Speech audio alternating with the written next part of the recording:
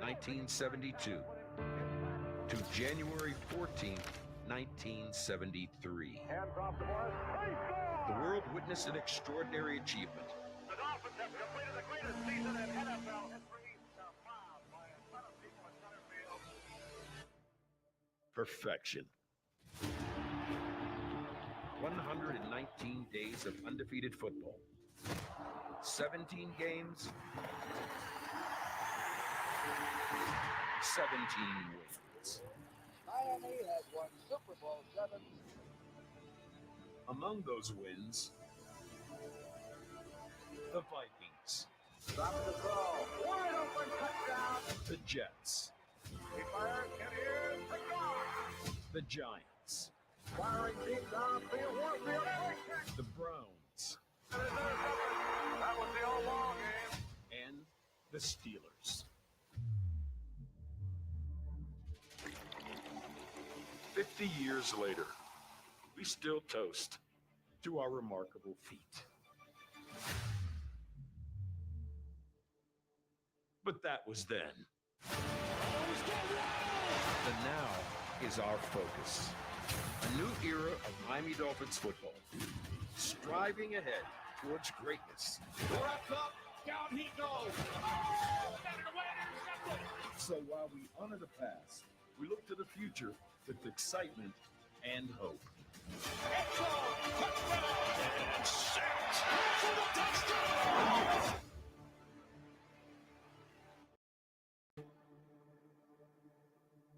Good afternoon, ladies and gentlemen. Welcome to a brand new episode of Late Night Exhale. I'm your host, Ali. How's everybody doing tonight? Everybody in the chat, make sure you guys can hear me okay. Please put in the chat if you can hear me. Please put that in so we know. Color's running a bit late, but I'm your host tonight, so I'm going solo tonight. So that's right. That O-line was elite. What is up, California? What's up to everybody in the chat? We have a great show planned for you tonight. Tomorrow is Sunday night. Prime time comes to Miami, baby. That's right. I'll be there. We're playing the Steelers. That's right. Watching that video that we just watched, whew, puts chills down my back thinking about it. You know, it was awesome. I loved watching that video and reminiscing the past and what they did, and going 17-0 and everything. That's some stuff right there. But we got a great show planned for you tonight. We're going to be talking about what I think the Dolphins need to do in the keys to victory against Pittsburgh. We'll be talking about that. We're going to be looking up any last minute news with the Dolphins. I'll probably be dropping the link early for everybody. But before we get started, let's go ahead and do the rundown. You can check TMI Tuesdays, which we might be changing to Thursdays from what I'm hearing, with Tonkin Colors. So definitely keep an eye out for that. And then color commentary is probably be going to Tuesdays. That's what's going to be changing up from what I heard. And then every Saturday night, you can check me out, Late Night Exhale, every Saturday, unless something's coming up. And then every other day of the week, you never know who's interviewing, but check out El Capitan and the Finn's Tailgate Show, the party that never stops. Definitely make sure you hit like and subscribe. We really appreciate it. If you'd like to donate to the channel, we do accept super chats, or you can use the Cash App or Venmo. Just look up money sign the Finn's Tailgate or the Finn's Tailgate on Venmo and everything. Really appreciate it. Also, Fridays, I don't have the banner for it, but Fridays, they've been bringing back Brandon the bookies, so definitely keep an eye out for him. Some great information if you're placing any bets or anything. It's definitely some cool stuff. Shout out to our sponsors. Thank you very much, the Backroom Collection.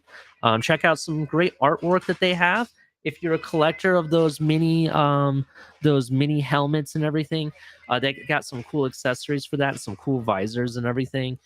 They have other sports and whatnot stuff. Sorry for the commotion in background. My son, I gotta get a handle on that. Sorry about that. But definitely check them out.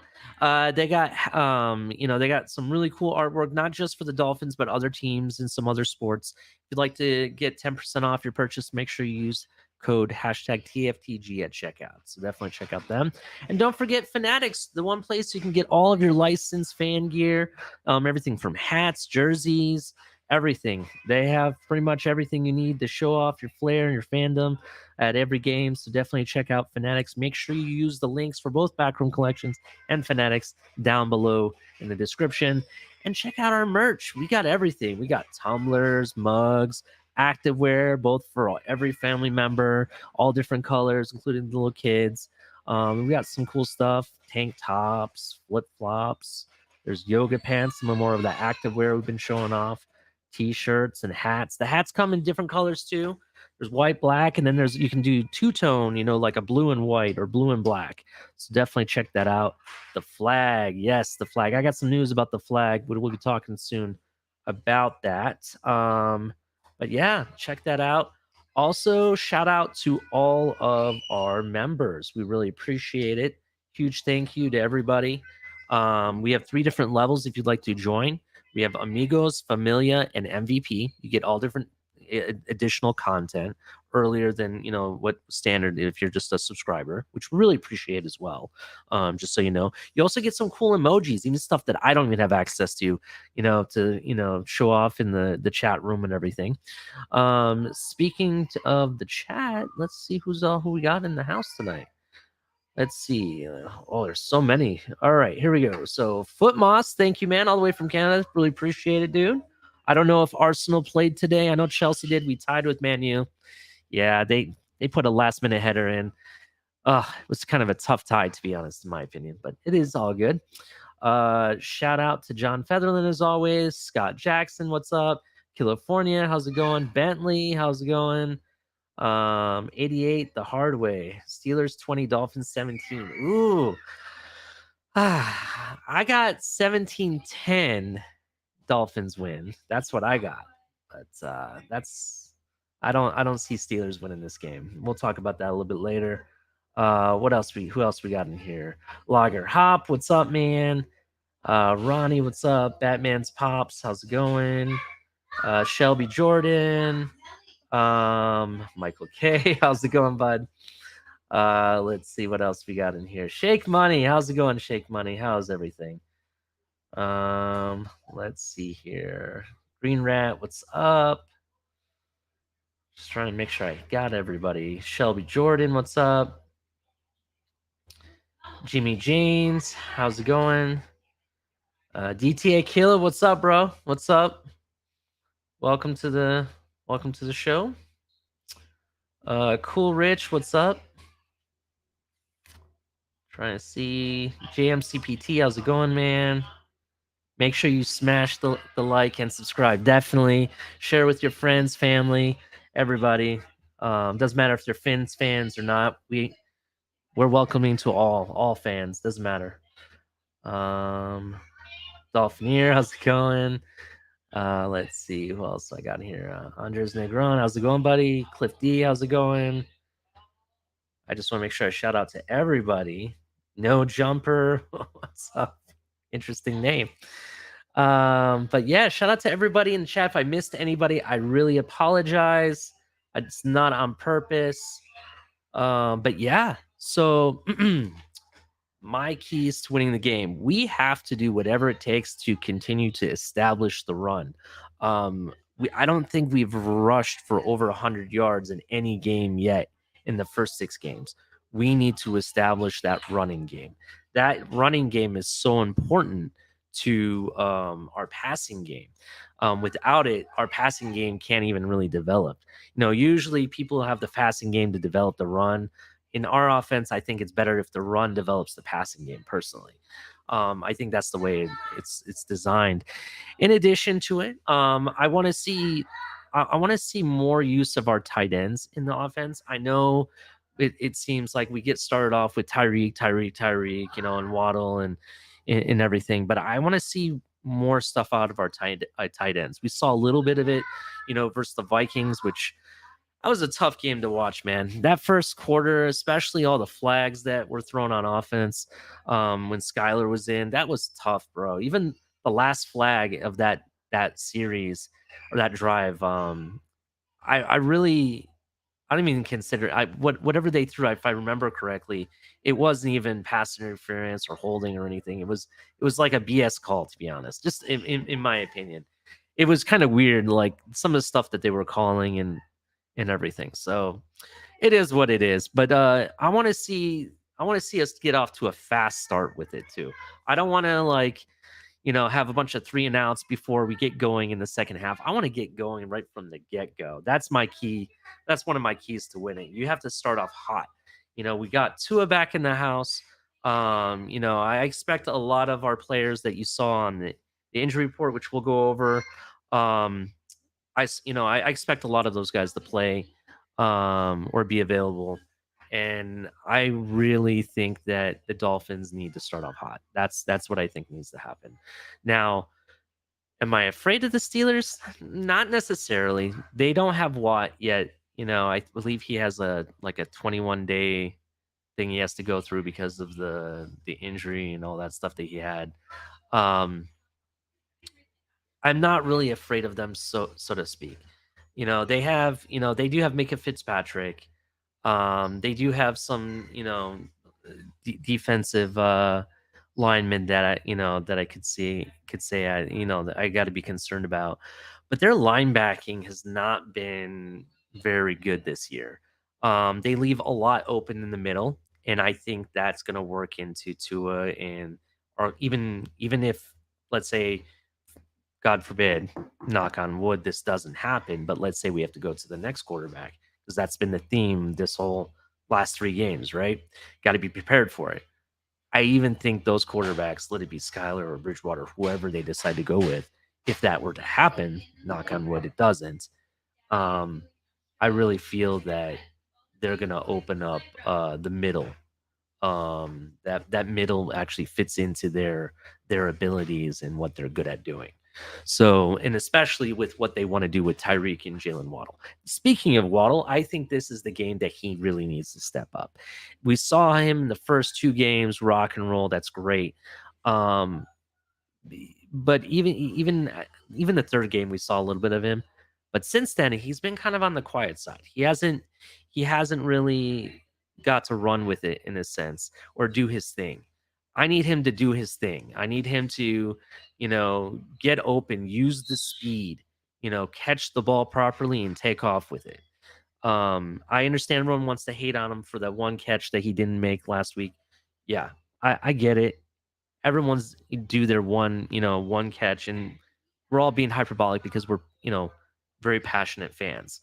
But ultimately, I really feel that he really needs to step up and show, why he's a top 5 wide receiver. At least he was in the first 3 games.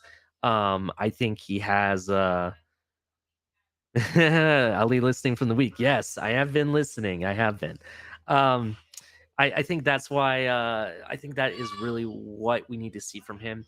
We need him to really put a statement on this game, essentially, because we can take that momentum, not just from him, but believe it or not, momentum that both Tyreek and Waddle and even Tua, the momentum they bring carries through the whole team, not just an individual player. It carries the offense. It starts to build up the defense too, the momentum that they get as well.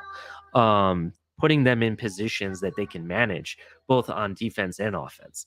So I really think those are some of the things that we need to definitely see. Now, if you have other things you'd like to see, please put them in the chat. If you think there's other keys to winning or other things that we need to see from the player standpoint, please put in the chat. Coaching. Now, the coaching standpoint.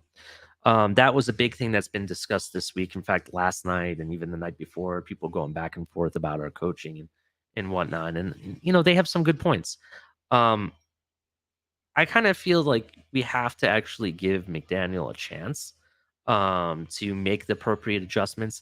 Last season, we went 1-7, and we didn't see any changes really until what was it, the Ravens game? That's where we saw the biggest change. And I kind of feel like since we won the first 3 games, we've had 3 bad games. Let him make the proper adjustments we need, and let's see what happens. This is a game that if you're going to make the changes, I think this is the game that you have to do it. We have to win this game. This game, a lot depends on this game for the rest of the season. I feel by winning this game, it can build momentum and actually even the same effect that we had when we beat the Ravens last season and we went on a 7-game winning streak. I think this is that type of game. Yeah. AH, sorry if it's I don't know how to say that. I'm sorry. He says, I think we need to stretch the field. Hits like the 29th in pass defense. That's true. They are the 29th. We need to get separation and yak for big plays. I completely 100%. And that's the stuff that I really think that Waddle needs to start getting involved in. We can't just go to Tyreek every time. And great, I'm glad he's here to do that. And that's awesome. He's on my fantasy team and I'm getting fantasy points. That's rock and roll. But we need to incorporate the rest of the offense. They need to start getting incorporated. Speaking of other people I'd like to see incorporated, this is one of the few injury reports I didn't see Easy E's name on there. I didn't look at today's, but as of yesterday, Easy E isn't on there. So does that mean he's actually going to get to suit up or actually be active for this game? I kind of think this, we need to see someone like him come and play. Maybe Cedric Wilson really needs to step up if he really wants to remain on this team. There is a possibility we could possibly trade him. That's actually an option. We'll talk about that when we drop the link and we'll debate that. What else? The one thing me and Colored both agreed on in the first 3 games, we saw Craycraft actually in the offense being used some way or another, actually getting thrown to, especially in the red zone, and scoring a touchdown, rock and roll. We haven't seen him since that 3rd game. In the last 3 games, if you go back and look, I don't think I've seen one throw to him. Maybe one. And that was maybe one in the Cincinnati game, but that was about it. I want to see him start getting incorporated. Because when you start incorporating after wide receiver 1 and 2, now you have all these other people you start using. Then it starts confusing. Who should they be, concerned about? The defense will open up in certain areas. The game becomes a lot easier, especially for Tua and the receivers, and it slows the game down basically for the offense. That's why I definitely want to see more people incorporated. What else we got going on? Oh, says I'll be at the game dressed as a penguin. Look out for me. I will be looking for that. That is awesome. If that is true, if you're really doing that, rock and roll, dude. That is really freaking awesome. I thought about wearing a costume to the game, but I don't know. I may or may not be in costume. We'll see. We'll see. I'm actually might do something live from the game tomorrow, so we'll see what's up. That's right, River Craycraft. We need to see more of him. That is correct. Let's see here. I just want to check a few things. Let's see. I was going to actually talk about my fantasy lineup because we tend to do that on Saturdays, but Color's not here because I like to compare with what he did. But we were going to show our DraftKings lineup and everything.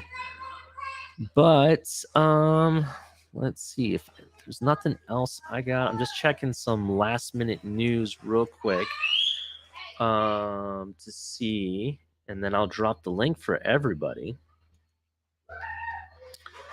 And we can chop it up and talk about whatever you guys want to talk about. Just bear with me one moment, folks. Let me see if there's any last minute stuff. Here, I'll share something. This is actually kind of... There were some cool videos that they posted. Just bear with me one moment here. Let me make this large. There we go. All right.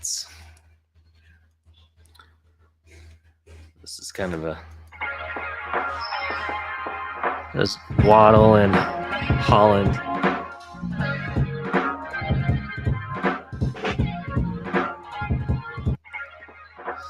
Yeah, just some stuff they put out 2 hours ago on the Dolphins Twitter. So let me see if there was anything else I wanted to share before I drop the link. So we've signed offensive line Brandon Shell to the active roster. I expected that. We've also elevated safety Verone McKinley and defensive line Ben Still, I think is how you pronounce it, to the active roster as well. McKinley and Still were both really good contributors during preseason. I don't know if you guys remember. McKinley is actually Holland's really good friend from college. They used to call him the General over at Oregon. So that's kind of a thing to know about him. Miami Dolphins are saying keys to the game. Defend the quick passing game. This is true. Distribute the ball to the playmakers. Yes, we do need to do that effectively. And generate explosive plays on offense. That's like every week. We should be doing that every week, to be honest. So definitely cool stuff there. I do not see any last minute news. I don't know if you guys got to see the Hard Rock Stadium all lit up. I'll share that real quick. It's pretty dope. If you haven't been to Miami to see the Hard Rock Casino all lit up and everything, or know what it looks like, it's kind of a really cool thing to see in real life. I'm gonna share that real quick here. One moment. Yeah, this is what it looks like. This is actually the hotel. It's shaped like a guitar. It's pretty cool. It has everything but the neck. It's all lit up. It spins up. It's pretty dope.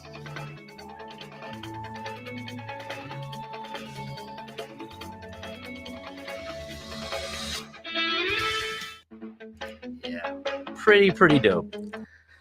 All right, let's drop the link. We're gonna do this early. I'm planning to go probably to about 12:30. That's where I want to stop at. As you guys know, I'm going to Miami tomorrow. I normally, on a home game, I normally start at 9 and I stop right around 12. But because this is a primetime game, I'm not having to get up that early. I'm sleeping in a little bit, so I'm gonna go to about 12:30 tonight, and yeah. So let me drop that link. Actually, copy the link. And if you're on YouTube or anything, please come on over to I'm not YouTube, I'm sorry, the Facebook side. Facebook guys, if you're there on Facebook or even on Twitter, come over to YouTube, join the chat. I dropped the link. Come in the back. We're gonna talk. We're gonna chop it up. It's already flooded in. Bill's Mafia is already in the house, ladies and gentlemen. What's up, Greg? What's up, Mark? Yo, what's up? How you doing? How's Hello, everybody doing? guys. How I you just doing? want to say, am I the only one excited to see Carrie Underwood sing the Dolphins tomorrow? I'm excited for that. That's gonna be the second time in my lifetime hearing that. Yeah, dude. I mean, it's damn. Yeah, I can't wait for that. I mean, do we know if there's any type of? This was a question last night. Do we know if there's any? Actually, maybe it was the night before last night. Week gets mixed up sometimes. Do we know if there's any type of halftime show or anything? Any event, or even before the game? Is there like a concert? Or Well, anything? there'll probably be something before. No, There's no. going to be something before the game, but there won't be anything at halftime because it's an. I think it's just gonna be ceremony for the 72 Dolphins. I don't know. Okay, that's probably what they're They'll gonna give do. it a couple of minutes of the 72 Dolphins, and that's really about all. And then but you get a lot of pregame in there before the game starts. Mm-hmm. Definitely. So what's going on, man? What do you guys think are the keys for the Dolphins winning here? We'll start off with Greg and then we'll move off to Mark. So what's up, Greg? What do you Number one, we need to stop committing stupid penalties, man. We gotta stop with this. We can't have 5 penalties in a row like we did last week. That's just gonna hold us back. Number two, we gotta stop. We gotta come out good in the first half. You know what I mean? We gotta start up hot. We gotta make sure the Steelers know who we are and how dominant we are. And number three, I think just stop get pressure on Kenny Pickett if he is the starter or Trubisky, whoever it is. Doesn't matter. Just get pressure on him, make him look like he's seeing ghosts out there. That's basically what we got to do. Mm-hmm. Yeah, Okay. definitely. I think there's a huge edge on a couple of sides with the Dolphins. I really think Ingram and Jordan Phillips are going to raise havoc against those horrible Pittsburgh tackles. I see a huge mismatch for the Dolphins there. Pittsburgh's secondary is bad, and their linebacking is slow. Mm-hmm. I'm a Bills fan. I watched them against Buffalo, and Buffalo was sitting again a few other guys because they didn't need them. And I noticed the one common theme, and the one concern I have is Pickett will stand in the pocket. So what you have to do, in my opinion, to shut him down, is your edge rushers have to dominate, and there's no reason that your edge rushers don't dominate. And that means he's going to be forced into the pocket, which means Davis and Wilkins have to collapse the pocket and make the plays. If they do that, I don't see the Steelers scoring more than 10 points. Greg and Ali, what do you think of that? I agree. I actually said granted, it's probably going to be higher when we win, but I'm saying it's 17-10 Dolphins. That's what I said. I'm going 19-16. I said 19-16. Ooh, that's more than what I like. To be honest. What do you think? What do you think about my analysis of the of the outside linebackers / defensive ends against the Pittsburgh tackles? I agree. I've heard their offensive line is, compared to previous years, is kind of atrocious, to be honest. So their tackles are horrible. Yeah. So would you believe they have Jesse Davis as their swing tackle? Jesse Davis is going to go off. If that doesn't say everything, I'm sorry, I can't help laughing. I'm a Bills fan, but my God. The fact that he got traded, it's kind of funny. He kind of got ran out of the Miami. It goes to the Vikings. The Vikings didn't like him, and they traded him to Pittsburgh of all places. It's kind of like funny how that worked out for him. You know what I mean? Especially with Flores being there, to be honest. The other thing that I see is that I saw the reports that, oh goody, Levi Wallace is going to play. That just means like a bunch of 8 to 10 yard completions plus yardage after the catch because Levi Wallace couldn't catch anybody, couldn't cover anybody if he had a blanket. Yeah, definitely. I definitely understand that. So it's a 20 to me. It's a 27-13 game, Miami. Yeah, I agree. Now, real quick, before we continue, I'd like to welcome CT to the channel. Hi, CT. I have a question for you. Thank you for coming up.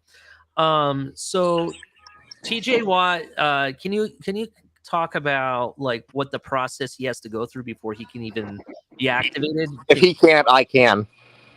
Either one's available. Yeah, what's going on is Watt's not on a 21-day thing because he was never put on PIP. But the problem with Watt is he had a knee thing that happened. He would have played the Miami game, but he can't because of the knee thing. So he's going to be out at least 2 more weeks.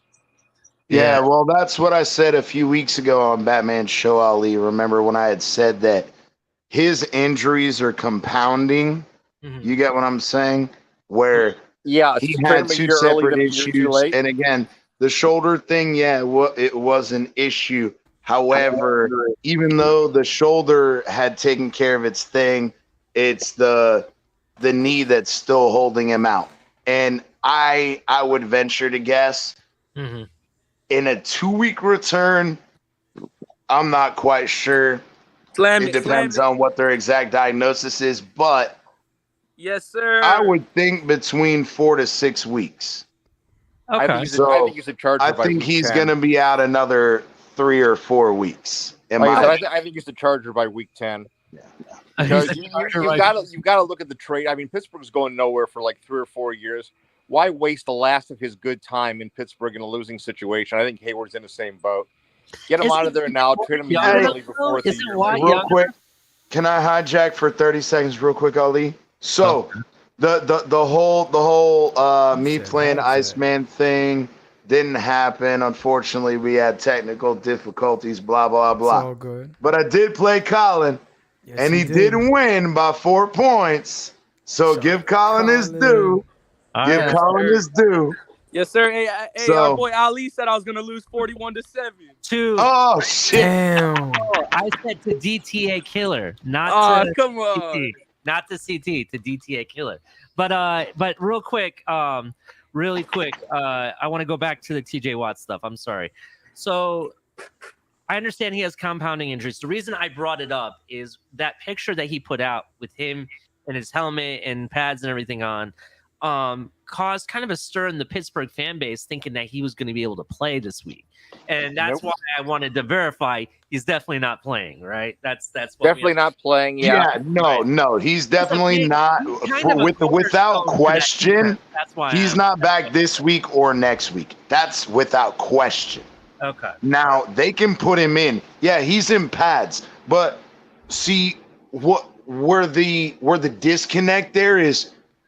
They're still in pads, even if they're working with trainers. Now, granted, no, they're not going to ask them to do the same shit, whatever. But they still have to wear their pads and still have to wear their helmet when they're doing sport-specific drills with the athletic trainers during their injury. So a lot of fans make this preconceived notion, oh, well, he's in pads and he has a helmet on, he must be playing, and that's not necessarily true. Just the same way, Tua and Teddy, they were in there throwing, no contact, whatever. Doesn't mean that they're going to play the next weekend. It's the same thing. You get what I mean? Yep, absolutely. I definitely hear you. Very interesting. But so what do you guys? I got what Greg was saying regarding the keys. I definitely agree with Mark's synopsis regarding our defensive ends versus their tackles. I definitely agree we have an edge there. We do have to stop Najee Harris. Our running, our running defense or rushing defense. When they get to the second level, it's kind of spotty at times, and that's kind of scary to me. It's scary. I'll tell you why it's spotty. It's spotty because of Baker, and it's spotty because of, to a slightly lesser degree, Roberts. These guys are not very good inside linebackers. They're not good tacklers, and a lot of Baker's tackles are 6 to 6 yards and later below the line or ahead of the line of scrimmage. So. Until tell him, Mark. Tell him, goddamn, Mark's coming out here and telling facts that our own community will not fucking digest for themselves. Crazy, bro. He's a closet Dolphins fan. He's a closet Dolphins fan, and he's still telling you what's wrong with these fucking linebackers. PT, I've been saying that for a year. No, and that's fine, but I'm just saying there are people in our own community that swear by these fucking guys, and it's hilarious. Hey, CT, I've been saying for a year Baker's great at making a tackle after you get the first down. Exactly. Tell him, Mark. I've been screaming since training camp about trading where there's depth for Roquan Smith, who's on the last year of his deal and who's going to walk in Chicago. I mean, right now what you have is Cedric Wilson, who could be traded for an impression of a milk carton that's yet to be produced, and a draft pick. Roquan, and all that the Bears have received is an offer for a third-round pick for him by the Colts, which they refused. Mhm. You could get Roquan for Cedric Wilson and a second-round pick, in my opinion. Wait a minute. Am I on the wrong channel? What do you mean on the wrong channel? What are you talking about, Lewis? What's wrong? Are we letting a Buffalo Bills fan dominate the fucking the panel? He ain't dominating Oh, he ain't dominating shit. He made one fucking great point that our own fucking fan base cannot accept. I get up here and all I'm hearing is just praising Mark. Oh my God! All I do is all right, Lewis. Point about our defensive linebacker. I'm butthurt too tonight, but no, let's not go there. Good question for the panel. Okay, go ahead, Lewis. Go ahead. I love you guys. I'm just coming in busting Mark's balls a little bit, man. Y'all relax, man. Lewis, Come on, man. I love you busting my balls, You man. saw that? Ain't nothing. Hey, listen, man. Ain't nothing like a fucking Saturday night to get your juices pumping for Sunday night football, huh? Yeah. Yeah. Definitely. Hey, and that's all right. Iceman, hey, Xbox and their little hypocrisy bullshit of wanting to charge people for different games. That's all right. It saved you tonight. Hey, Colin, congrats. It was a good game. We'll run it back. But, bro, just because you got saved by the gods, the football gods tonight, doesn't mean it's going to last forever. I'm just saying. Hey, do me a favor. So for people that don't know, they're talking about Madden because they're having like a little Madden tournament. Oh, bro, I would have won that. Hold on. Figure out how I can play you guys because I have a PlayStation. You and Concrete can play, and we want to make that a featured game. No, I'm dead serious, bro. We talked about it with Concrete. He said, "When am I going to play Ali?" And I was like, "Oh shit, let's go! Let's go!" Are you playing Ultimate Team or regular teams? Regs, not Ultimate Regs. Nah. Anyway. Nah, because bro, you see, all y'all, some people come out there and spend a shit ton of money. Like fucking Iceman spent $100 on cards when he still sucks at Madden anyway. But my whole point is $100 on one card. On one card. So anyway, my whole point is again, not everyone out here in this community has the ability to throw money at that. We got families, we got other shit going on. So that's not fair. If you can come up and head on head beat me with the Regs team, whatever you want, it's cool. But we're not playing that much shit because that's all right. Stupid. All right. I understand. All right, CT, let's get back to the thing on hand here. We're talking about Steelers versus Dolphins. Now, I got feedback from somebody. If they can mute thank you for muting yourself. Before we continue, I just want to say something real quick. Ali. Yeah, go ahead. I was just gonna let you know. Beer guy said he's in the back. Okay, I will bring him up in momentarily. I just want to point across before I forget. So I want to point out that you guys are a bunch of special fans. I'm going to tell you why. If you didn't know, tonight is my anniversary with my wife. So congratulations! Took her out to dinner and everything.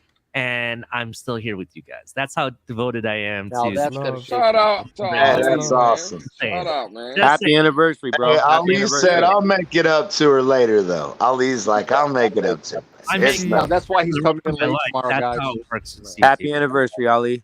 Hey, I said it earlier. Happy anniversary, bro. I'm just giving you shit. Sorry for my little nephew. So it's pops, my brother at work. So I'm on uncle duties right now. Just made a cup. Want to say what's up? Hi. Not worry about it. We getting milk drunk tonight, bro. We getting what? Milk drunk. He said we getting milk drunk. We getting chocolate. The warm milk bottle, bro. It's just like alcohol to old men. It'll get you sleepy and fucking mess you up. Bro. I'm gonna be backstage with little man. Well, not backstage. I'm be watching from the chat. Just showing my support. Love you guys, man. Definitely. Fins up, buddy. Hey, Ali. Do you know what today is? Hey, does anybody know what today is? Sing it. You won't. Oh my God. You know what today is? You guys know what today is? Do it. Hey, What Louis, is you know what today? today is? What is today? What is What is today? today? Do Nah, bro. you know what today is? It's Ollie's anniversary. That's right. Shout out to Tony. Man, I love y'all boys. Fins up. Definitely. All right. Good Later, job. man. Molly. So let's talk about Dolphins versus Steelers. Now, Mark made a great point. Our defensive ends are definitely superior to their tackles that have been playing bad. Now, the last time we talked about bad offensive line was the Cincinnati game. So even though he has a good point, How did that work out? I still want to be cautious. Now, our receivers, I think, are better than their receivers, and I think our receivers are better than their corners.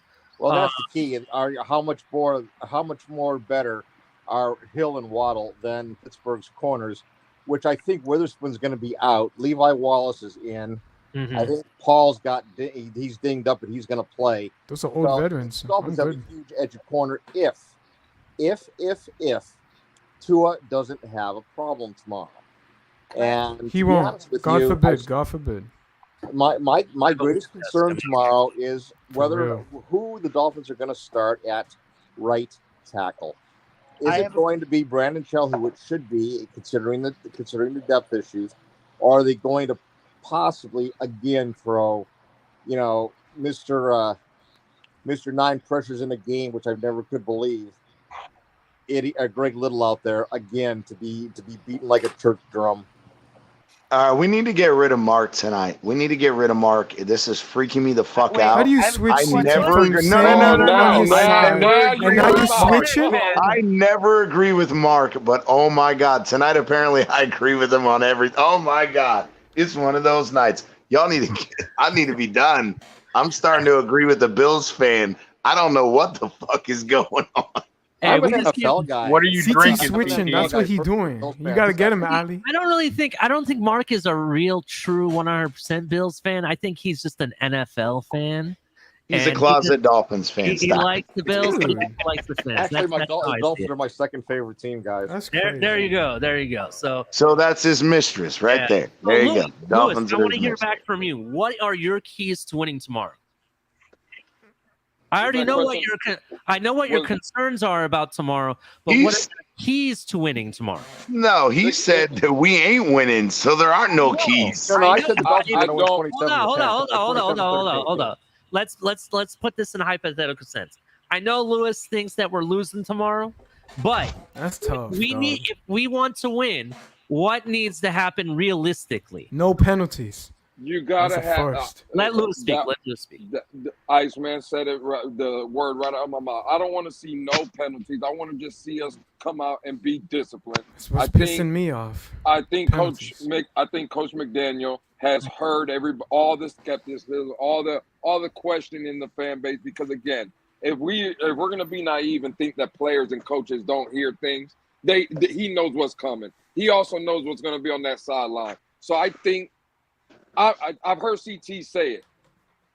He gives people 24 hours to change their minds. I'm gonna go 27-17 Dolphins. For me, it's very simple. Ooh, Get the offense going, and I think what we've seen from Mike Gesicki, even though I do believe he'll be traded before the deadline, I think tomorrow's a going.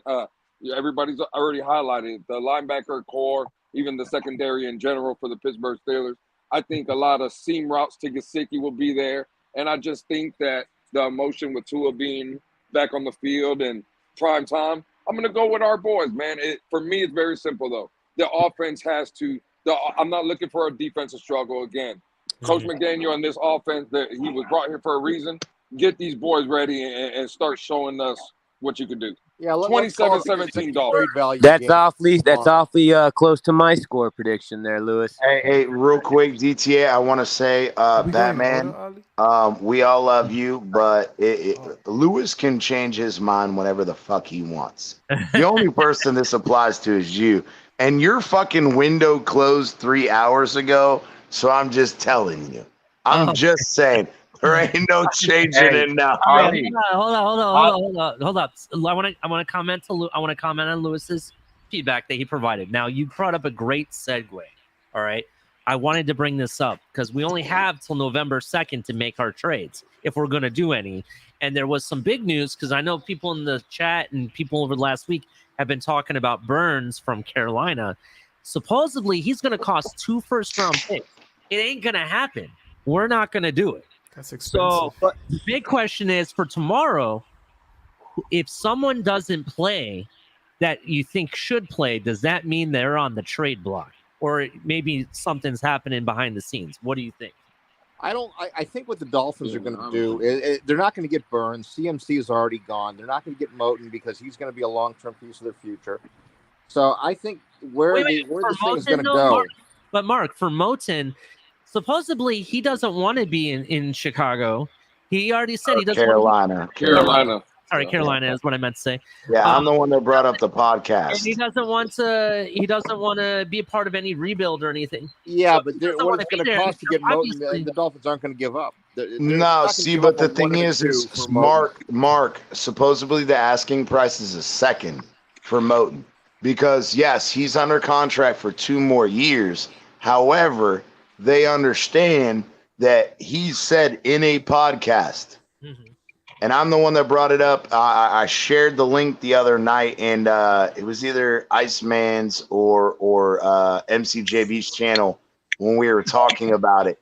He said, I don't want to be a part of a rebuild. I'm not going to go through this. I'm not going to deal with that. He said, yeah, I like being here, but I'm not going to be part of a rebuild, and I want to go to a contender. And the question itself was that there were multiple teams interested in him. Minnesota was interested in him. So was the New York Giants and the Dolphins.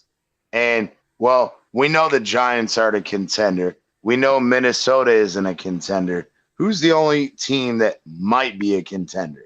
The Dolphins. So for me, I feel like he was saying, hey, get me the fuck out of here. And if they're only asking for a second, why not ship them Gesicki in a 5th round pick? Why not ship them? Why not ship them? Wait. Because the problem with that is that with the way they restructured his deal, they're not getting any salary cap relief. They're going to want a higher pick. They're going to want serious picks because they front loaded $20 million plus to his contract. Yeah, but we also just signed We also just paid Gesicki $12 million, bro. We just gave Gesicki $12 million. Was a washed up running back. We are not gonna. I don't. They're desperate at the quarterback. They're desperate at the quarterback and tight end position. Hey, I don't. Where do we have? Oh wait, we have Teddy. Well, Teddy sucks dick, and that's what it is. But throw Teddy, Gesicki, and a 6th or 7th round next year and be done with it. It's not going to because the $12 million in Gesicki, the $12 million in Gesicki, and the $6 million in Teddy. CT, who's the lead? If they're willing to get rid of Robert Burns, if they're willing to get rid of Robert Burns, that means they're in full rebuild like we were when we ripped it down. They don't want players back. No, they're trying. They're locked in right now. They're the number one. They're the number 1 draft pick in the league. They're going to stay the number 1 pick in the league. They're divesting themselves of every bit of talent on that roster that they're not going to use as they do their rebuild. They're building through draft. So they're going to take their number 1 pick, and they're going to go ahead and they're going to take B.J. Stroud out of Ohio State and start building around him. They're going to take. I have a hard time believing that in their quarterback situation and tight end room situation that they're going to try to convince their fan base, hey, we're going to lose 15 out of 17 games. If you don't go to the playoffs, does it matter? I don't know. If you're 7-10, what would you rather be? 1-16 or 7-10? Yeah, the worst thing. I'd rather be 7. I'd rather be 7-10. Why? Be winning. Because at this point, in that situation, why did Miami Dolphins never win a Super Bowl in the Marino era? I want to see if it's gonna make me throw up. Surrounded. That's exactly why. We couldn't build a defense the worst around. Thing in the world is mediocrity. You never get the good picks. You can't be 10. You can't be 10-6, 11-5. lose in the playoffs, not make the playoffs another year, Well, we and were go on and on. historical, so. But you're never bad enough to get the players that you need. You're always like one pick behind. Bro, if you are behind. fucking 6, Well, 7 wins, good- if you're at 6, 7 wins and you have picked 7 or 8, bro, unless you want to completely alienate your fan base, a la a 1-16 season for the Dolphins, and then we're gonna sit here and turn around and say, hey, yeah, it was worth that Jake Long pick, right? Oh, it was worth the Deion Jordan debacle. Oh, it was worth this debacle. This piece of shit. This fucking guy who never showed up. 7 and 10 good is pick that some tackle? guy to be not thought about in the future. What is the tackle in Carolina anyway? I mean, how Ike good Kwanu. is he, honestly? They got Iquanu, they got Moten, and they have another offensive guard who's really good, and Bradley Bozeman, who's a center who's pretty good. Moten, because that Their Moten's defense, the guy their that everybody's defense is talking about. really, really solid. They've got J.C. Horn at corner. They got another high-end corner. I understand, They got Mark, but I'm Brian saying Burns. that guy They got Brown at defensive they have tackle. no So coach, they have no defensive coach, players. no coach. They're not that far. Mark, they need a head coach and they need a quarterback. Wow, that's fine. We're talking about the Dolphins specifically, though. If everybody's talking about the lineman Morton, how good is he? Moten's He is the 11th ranked tackle in the NFL. The 11th ranked tackle. Check their guard. I forget what the guard's name is, but he was ranked even higher than Moten, and he's got like a 78% PFF rating. Now, Mark. Well, I don't take everything for PFF, but my thing is I think that I'll go and watch some of Moten's tapes so we can give specific shit and see how he looks snap to snap. But my whole thing is at the same time, wait, please let me finish. At the same time, he's ranked 11. Where is Greg Little ranked at? I don't know, 780. Oh wait, 60 fucking 4. So that 4 backups are better than him. 4 backup tackles that have qualified Hope we win tomorrow. are better than Greg fucking Little. By the way, let me ask. I would do. Hey, real quick before I have to hop off, do you think we could get maybe 2 of the linemen for maybe if we wanted to part with the first round pick, because it's going to be a low pick, especially since San Fran got the running back they needed? Do you? Oh my part with God! that first round pick and grab 2 of their offensive linemen?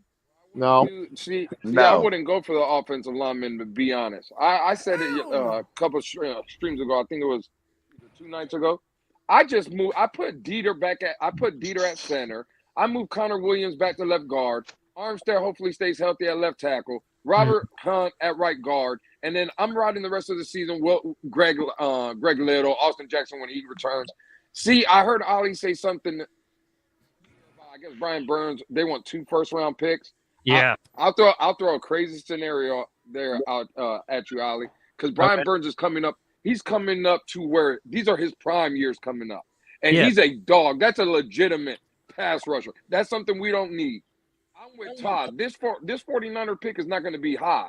I give him this year's first round and next year's first round. If you can tell me I can go get Brian Burns, and now I solidify. I got a dog and hopefully another dog in Jalen Phillips that we're all trying to develop. Think about those 2 guys in this franchise for the next 3 to 4 years, causing havoc on the opposing fucking quarterback. Can I bring up a good point regarding the 49ers pick just real quick? Everyone's talking about McCaffrey to the 49ers, and they've got the running back they finally needed or whatever. But you guys realize he's the most injured running back in the past 3 seasons, right? In the past, he'll play well in San Francisco and walk at the end of the season. Dude, the 49ers will win their division. They'll be about 23 or 24 in the 24 seed. With all those, and then they're gonna be. That's where the Dolphins pick is gonna be. And I don't agree, because here's the thing. The 49ers lost 2 of the biggest pieces on that offensive line last season, and that was Tomlinson and their center. right? They Right. lost both of them. And what did they do? Even their running backs had glass knees. They were going through running backs like nothing. And that's why Debo had to play running back last year, right? So you're going to tell me that CMC is just going to be the savior and going to fix all No, but they're also getting Elijah Mitchell what back. happened? They're going to get, well, yeah, they might get him, but who knows? He may not, he may have glass knees at that point too. The 49ers go through running backs like there's no tomorrow. That's a fact. Well, they have right now. They have Jeff Wilson. They have CMC, who will be playing on Sunday, and I believe they're getting Elijah Mitchell back next week, if I remember correctly. So I don't think the 49ers should win the West, and that means that puts them in about 24 for the like I said, for the draft position. Mm-hmm. Right around 24. So that's what the Dolphins are trading with. They got the 24th, their pick next year. Mm-hmm. I think they have 1/3. But remember something: you're going to have to replace X and Byron. You've got to have the draft choices to replace those guys. See, that's why I'd rather take that. For me, that's why you go. For me, that's why you go get a pass rusher. That for me, look what Buffalo did. Buffalo don't care about that secondary, what they look like. Buffalo went and got Von Miller, and look at the difference that Von Miller's causing. Look what the Rams did. They went and got Von Miller when they went on their Super Bowl. You need one of those guys. Buffalo also got a starting corner out as Zaire Elam, and they got the undrafted kid that's actually their cater. Listen, you can find corners in the second, third round. They don't all have to be first round picks. You can go find. Listen again. Where did we find Xavier Howard? You're right. You're absolutely right. Where did we find Xavier Howard? Second round. Yeah, they're going to have to allocate draft cap. Go get me that dog. Go get me that dog. Someone that's going to go get the quarterback. Line him up with the other side with Jalen Phillips' hand in the dirt as well. And now you got two fucking studs that, again, yeah, I'm in agreement with CT. Organic if you have a good secondary coach, which I think the Dolphins do. Iceman. Or I believe the Dolphins have the Broncos have in cap space. What'd you say? I wanted you to check to see what the Broncos have in cap space. Got you. Can I make a quick point? Well, nothing now because of the Russell Wilson fiasco. Well, the Broncos are certainly screwed as is Cleveland. Go ahead, Craig, and then I'll bring up my theory after Iceman checks that for me. Yeah, I just wanted to say I'm doing some mock trades right now with the Panthers. Mm-hmm. I'm looking at it. I don't think we have San Fran's pick this year, but next year. I couldn't. No, you have San Fran's pick this year. You don't have your pick this year. That was the one that was taken in the tampering. Yeah. Yeah. Okay, I just want to make sure I wasn't losing my mind. No, that's all good. So the reason I bring up the Broncos is this: I want Patrick Surtain Jr. on this team like there's no tomorrow, right? I think he'd go right for Byron Jones' job, send Byron Jones to them or whatever. I don't really care at this point. I feel like what's going to happen in Broncos, they're going to have to dig into that defense to start building pieces that they're missing on offense and everything. That's what I think is going to happen. What does the cap space look like? It's just y'all might as well send his ass out of town because I said it. Byron Jones is Will Fuller 2.0. Hold on, C. Go ahead, Iceman. My bad. Go ahead. It's just eight. God damn, $8 million. That's it. $8,328,000. $8 million. All right. So the reason I'm bringing this up is because what's their cap number next year? Because that's the most important question. Yeah, what's their cap? Because the cap number next year goes up dramatically because of the Wilson contract. No, I think it's I think the TV contracts, it brings it up like 13 or 14. Yeah, well, right now next year's cap is what, 228 million, and it may go up maybe another 20 million more at best. Yeah, they said they said between 16 and 18. It says they'll have 11 million next year. No, they'll have hella money. They'll be over the 211 million with 479,494. That's a lot right there. 211 million cap space. They'll have one of the most in the NFL. Damn, bro. You're not reading that right. Probably nobody signed a long-term deal. Check it for me. Check it. Go to spotrac.nfl, look up the cap number, and then look for the 2023 update. That'll give you a 2023 number. Yeah. You're on 2022 right now, bro.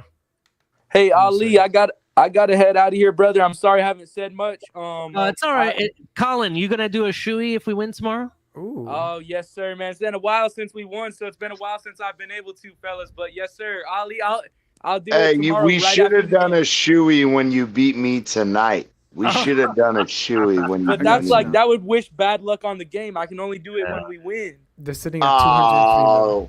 But you won with the Dolphins, bro. You won with the Dolphins. That deserves a shoey. You won with the Dolphins. Nah, for real 203, though. man. But yeah, I love the show, Ali, man, and I already know you're gonna be there. Supporting our fans, rocking it. Keeping it loud in the 305, man. So all love, man, and just when you see Tua, sling it deep and hit that golf pose that everyone's talking about, just please let me know about it after the game. Gotcha. All right. All love, y'all. Have a great night. Thank you, Zip. I see the link. I'm gonna see what we got going on here. Okay. I'm gonna be sharing this. Let me just. Okay. All right. So I got an exclusive video for you guys. Hold on a second. Let me share the screen. Just bear with me a moment. All right. Share screen. Here we go. And let me see if I can. Oh, okay. Hold up. Let me restart that. Sorry, guys. I forgot to do something. It's the one thing I hate about the share ability on StreamYard. And it's the audio thing. All right, here we go, guys.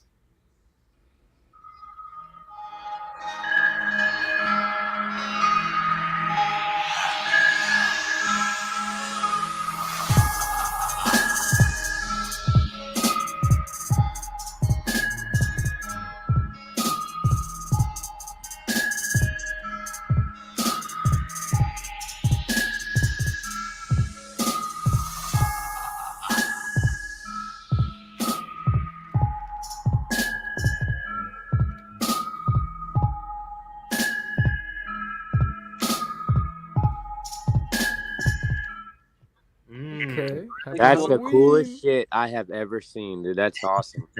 Yeah, thank you, HB in the back, bro. Guys, freaking amazing. That was supposed to be loaded up, unfortunately, because of unforeseen circumstances. We couldn't load it up yet, but that's cool. That's what we got. So, yeah, they got some cool videos. Definitely.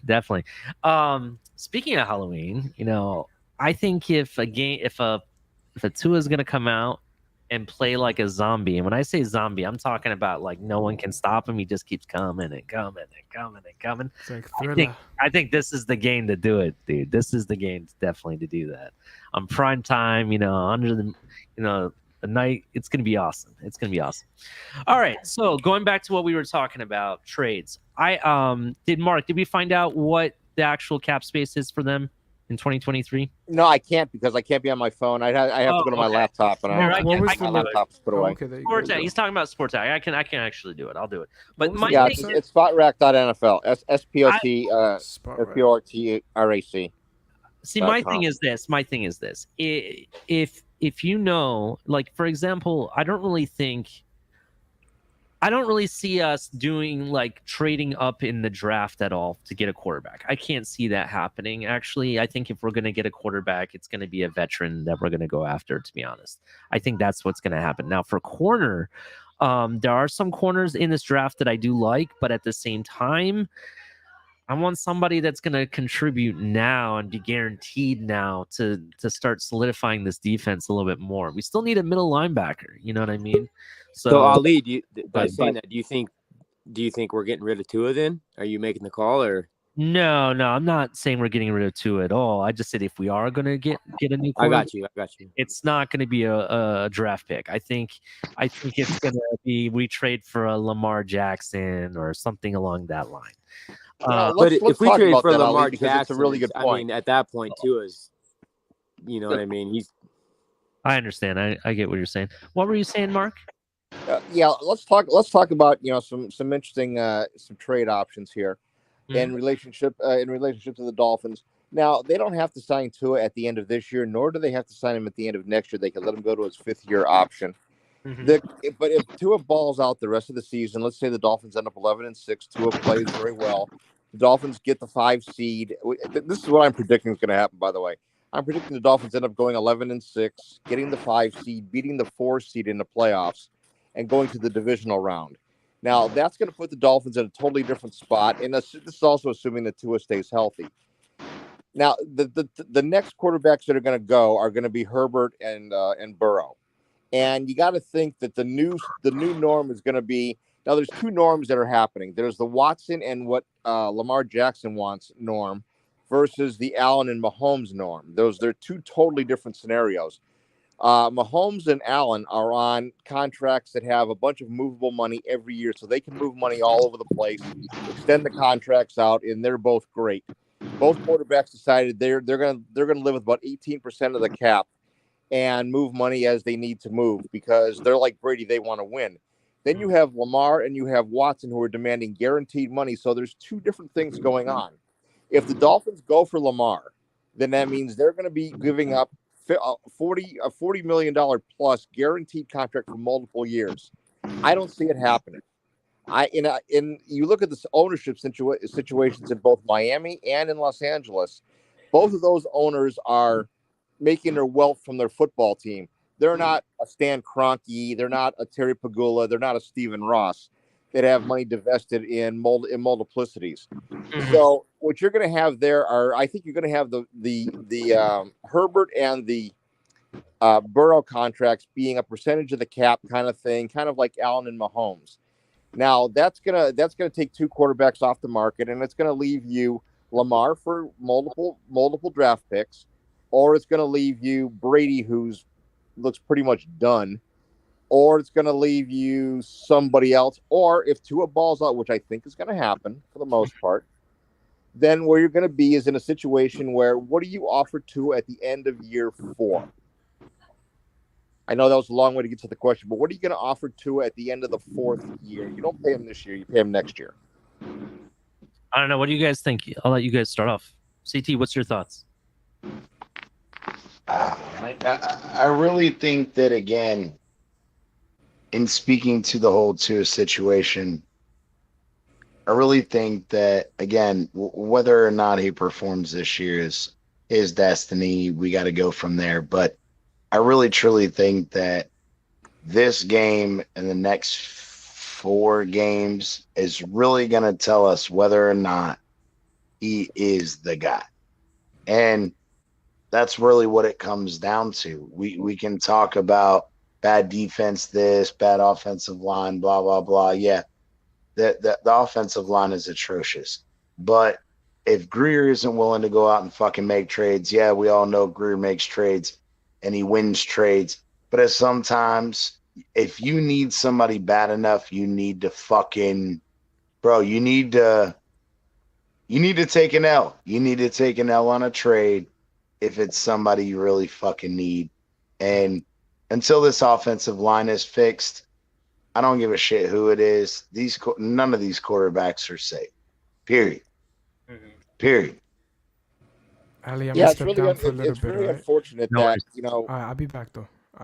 It's very unfortunate that the Dolphins are in a position where they can't afford to make a move at quarterback or make a commitment at quarterback because we don't know what Austin Jackson is. We don't really know what the level of Armstead is. We know what Austin Jackson is. Well, no, we really just don't want to admit it. That's the difference. Is a zone scheme, a zone-wide scheme. Well, no, offensive tackle. He's not. Bro, he's lost. On screens, he's lost. Bro, he'll be out there, and he has no one around him. He got out there great. Athletically, he can get to the spot, right? The problem is he doesn't have the mental side of the game when he's in that area, but then he's looking around for somebody to block and has no idea what the fuck he's doing. Okay, you can have the physical gifts to sit here and throw people around like ragdolls. That's great.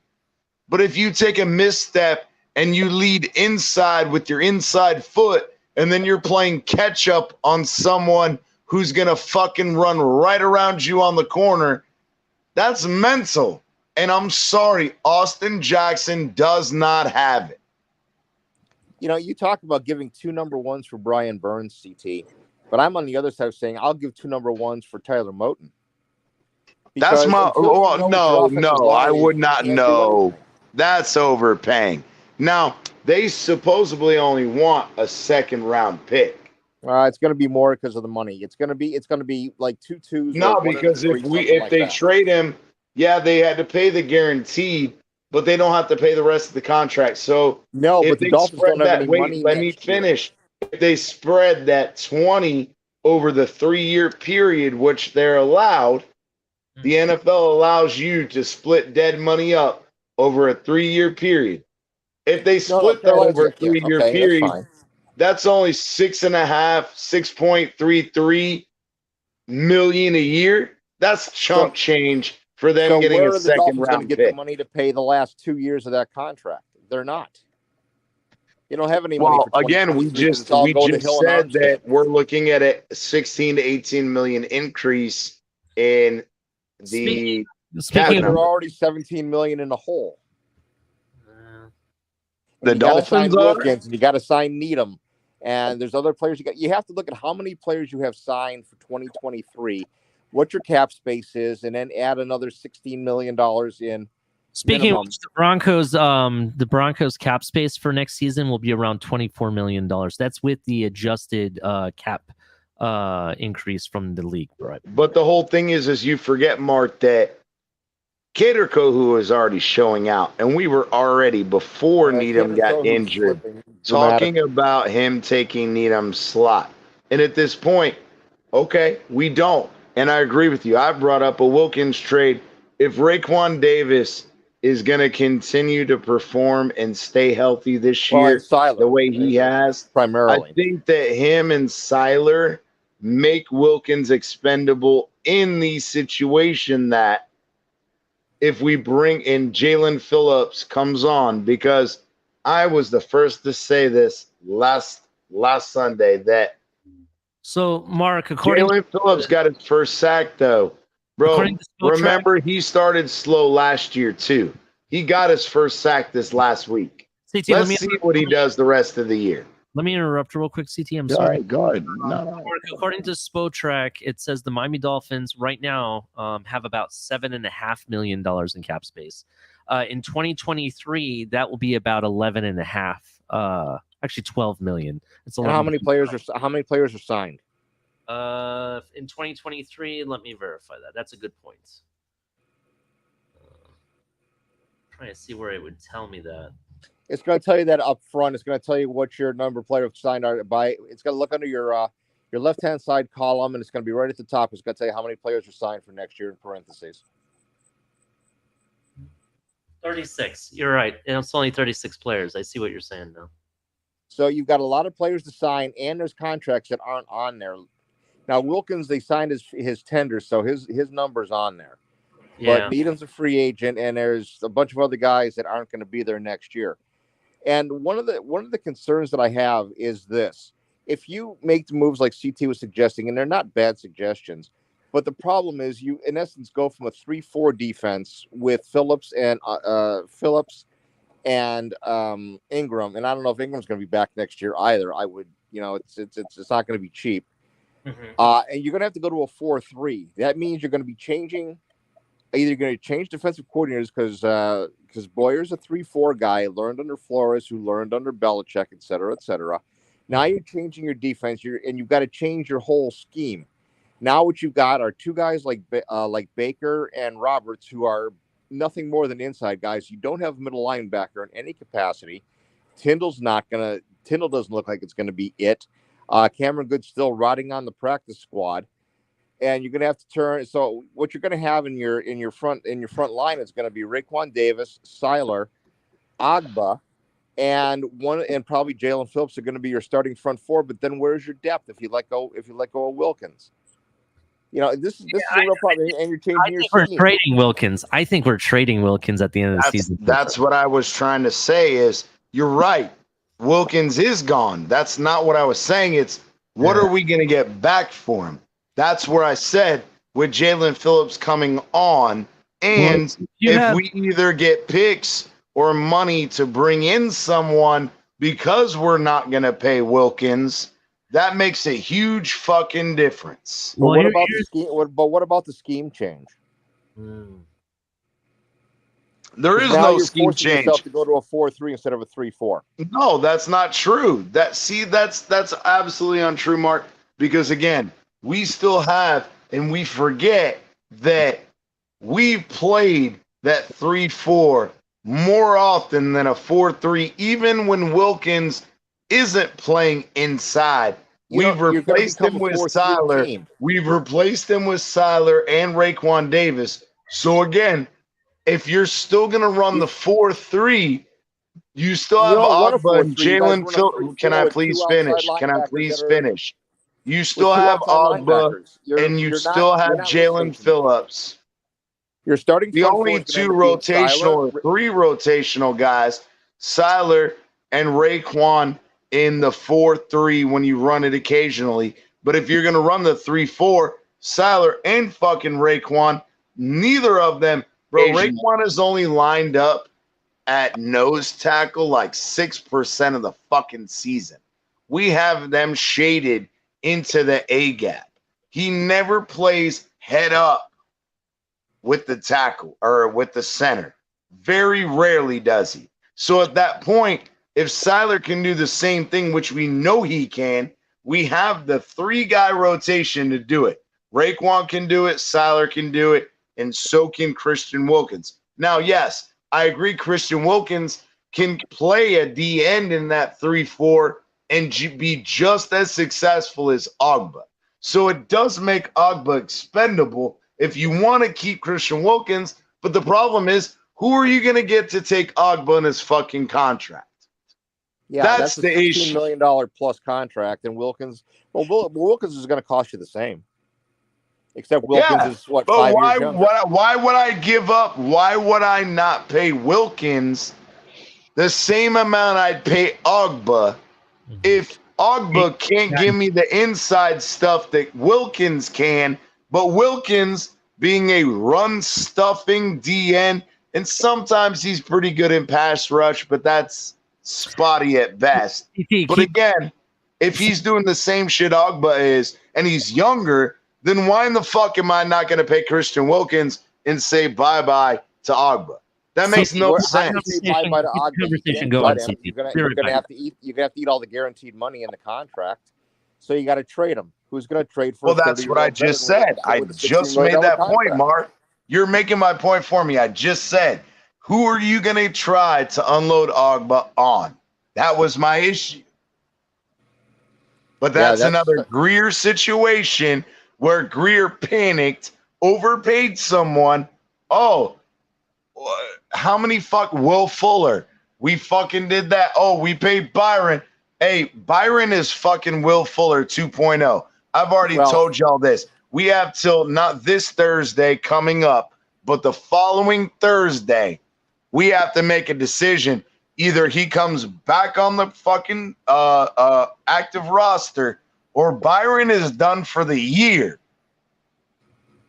Who does that remind you of? Well, that's exactly Will Fuller. Will fucking Fuller. I've been saying it for 5 years that Greer is the biggest POS I've ever seen in my life as a general manager. He's absolute garbage. His brother's garbage in San Jose with the hockey team. He's made horrible picks. He couldn't find an offensive lineman. He makes great. He makes great picks. He makes great picks in later rounds. Later rounds, he makes great picks. The problem is the first round and early second, he sucks. Where are these great picks that he's brought in since his time at Remember, he's been with the Dolphins since 2000. They haven't won but you also remember how long did he have Say? He had Say starting in 2014. In 2014, he became the assistant director of player personnel. Charles Harris. That was in 2014. Deion Jordan. Again, in 2014. So we're talking 8 years, right? He's had a say. But he's only been general manager to have final say for the last 5 years. Well, let's take a look at the monstrosities that have been there in the 5 years that he's been there. My feeling with the Dolphins is this. Ross is a terrible owner. And as a Buffalo fan, I will tell you, and it's going to sound very, very negative, but the best thing that ever could have happened for the Bills was Ralph Wilson finally dying at 95.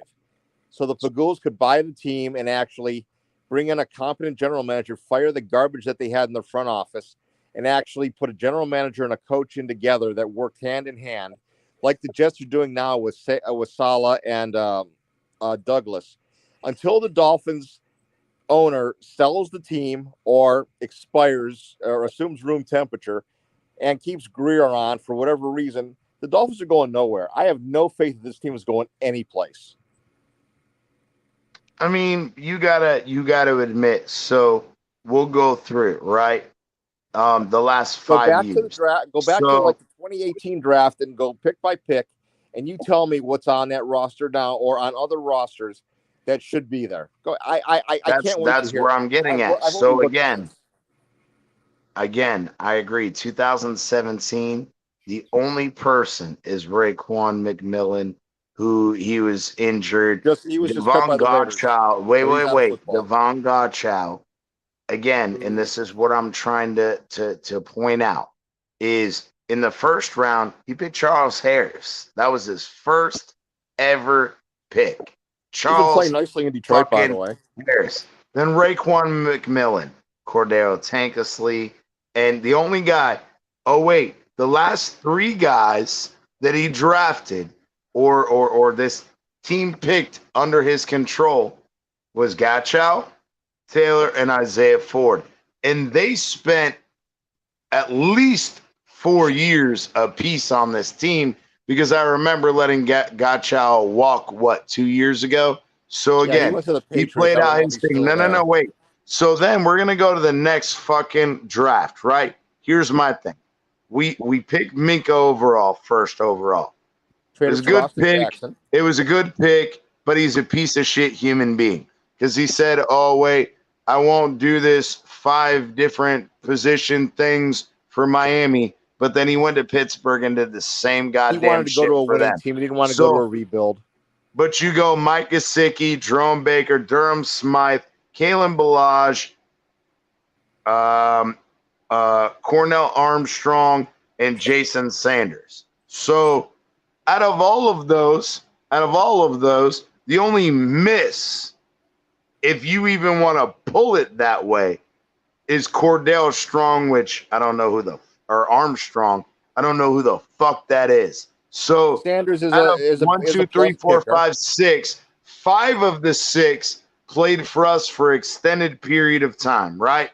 So then he played well. Wait, and I get it. They didn't become superstars, but this is where I'm proving my point, Mark, is in the early rounds, we're hit and miss. It's the later rounds that we fucking hit gold. The thing is, at some point, not only is it early rounds, but it's specifically offensive line. No matter what fucking round it is, Chris Greer sucks donkey dick at drafting them. We've tried. So why is he still employed? Second, third, fourth, fifth, sixth, seventh. We've tried all of them. Who drafted Tunzel? Tannenbaum. That was actually what's his name? Tannenbaum. No. Oh my god, I can't remember his name now. Son of a bitch. Something tip my tongue. I know who you're talking about. The guy with the gray hair. Yeah, the white guy. Yeah, the old white guy. Oh my god. It was he worked for another one of Ross's companies too. Yeah, I know who you're talking about. Oh my god. No, it wasn't Applebaum. Tannenbaum. I said Tannenbaum 3 times. It was Tannenbaum. My bad. I couldn't remember I wanted to say Applebaum, and I'm like, no, it's not Applebaum. Fuck. It's Tannenbaum. Or people like to affectionately refer him to as Tannenbaum, because just like Tannehill was a Tannenbaum, both of them were Tannenbaum duo. But I'm just saying real quick to finish it. Yeah, it's Tua, Austin Jackson, Noah, Robert Hunt, Raekwon Davis, Brandon Jones, Solomon McKinley, Jason Brostraw, Chris Weaver, Blake Ferguson, Malcolm Perry. The only 3 guys on that list that are disappointing: Austin Jackson, Noah, and Solomon Kinley. Jason Strawbridge and the rest were all 6th and 7th round picks, which you don't expect much out of them. So statistically speaking, pretty goddamn good draft. So then let's go to fucking Wait a 2021. minute. Waddle, I'm sorry. Waddle, How do you consider a draft that Phillips, has Austin Collins, Jackson instead of Justin Eichenberg, Jefferson? Hunter Long, Larnell Coleman, and Jared Dokes. So CT. out of those 7, those are garbage. CT, I want to interrupt real quick, and you know I'm a stickler for facts, right? So do you know who the GM was in 2016 when Laramie Tunsil was drafted? I thought it was Tannenbaum. It's Chris It was Greer. Tannenbaum. Or Chris Ireland. No, it wouldn't. It couldn't have been Ireland. Ireland was before Tannenbaum. Chris Greer was the official GM of the Miami Dolphins in 2016. So where did it start?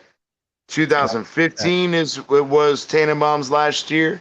Yeah, I believe so. It says Okay, here. okay. So I was off by 1 year. I apologize. No, it's okay. The fact it still falls under him because he had the position is basically what I'm saying. I don't know who did the scouting and who really made the call. That's remained here to be said. But he was the GM at the time, so he has to have his part of it. I agree. No. That was my fault. I thought they said 2017 was his first, but if they gave him the position, then we got to count that. Laramie Tunsil, Xavier Howard, Kendrick Drake, Laurente Carew, Jakeem Grant, Jordan Lucas, Brandon Doughty, and Thomas Duarte. Now, all of those guys performed for us. The only ones that were backups and shitty players was Laurente Carew and Jordan Lucas. Thomas Duarte played quite a bit for us as a tight end. And Brandon Doughty, okay, he wasn't starting caliber, but the dude played his game. So that's a pretty good draft, too. So that's one. Good drafts. How many of these players are still with your football team? And again, you're talking about 5 years ago. So if you want to make that comparison, let's go to every fucking team that drafted players 5 years ago, and let's see how many are still on their team. That's an unantiquated fucking.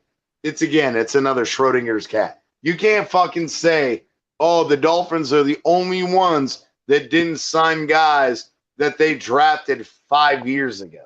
That's ridiculous, bro. What I'm saying is go to your roster, see how it's composed, and how many of your guys have been there and are still making contributions to the 2022 Miami Dolphins. So then again, if we do that, all right, so we're going to go through this real quick. We're not going to go all through it. So other than Liam ain't doing shit, Hunter Long, Lerner Coleman, doing shit. Austin Jackson, Noah, Solomon Kinley, and Jacob Strawbridge, Curtis Weaver, Blake Ferguson, still our long snapper, Malcolm Perry. We actually let him go last year. So out of those 17, so I just went through 17, right? Out of the 17, 13 are still on this team and contribute, even though they play like shit. They may not be good, but out of the 13 out of the 17, they're still on our team in the last 3 years. Good. I can draft a bunch of shitty players and sit them on the bench or not dress them. That's awesome. I agree, but if you want to look at the year before, that doesn't include that. Christian Wilkins, Michael Dieter, Andrew Van Ginkel, beyond Isaiah Prince and Chandler Cox and Myles Gaskin. Here's my point.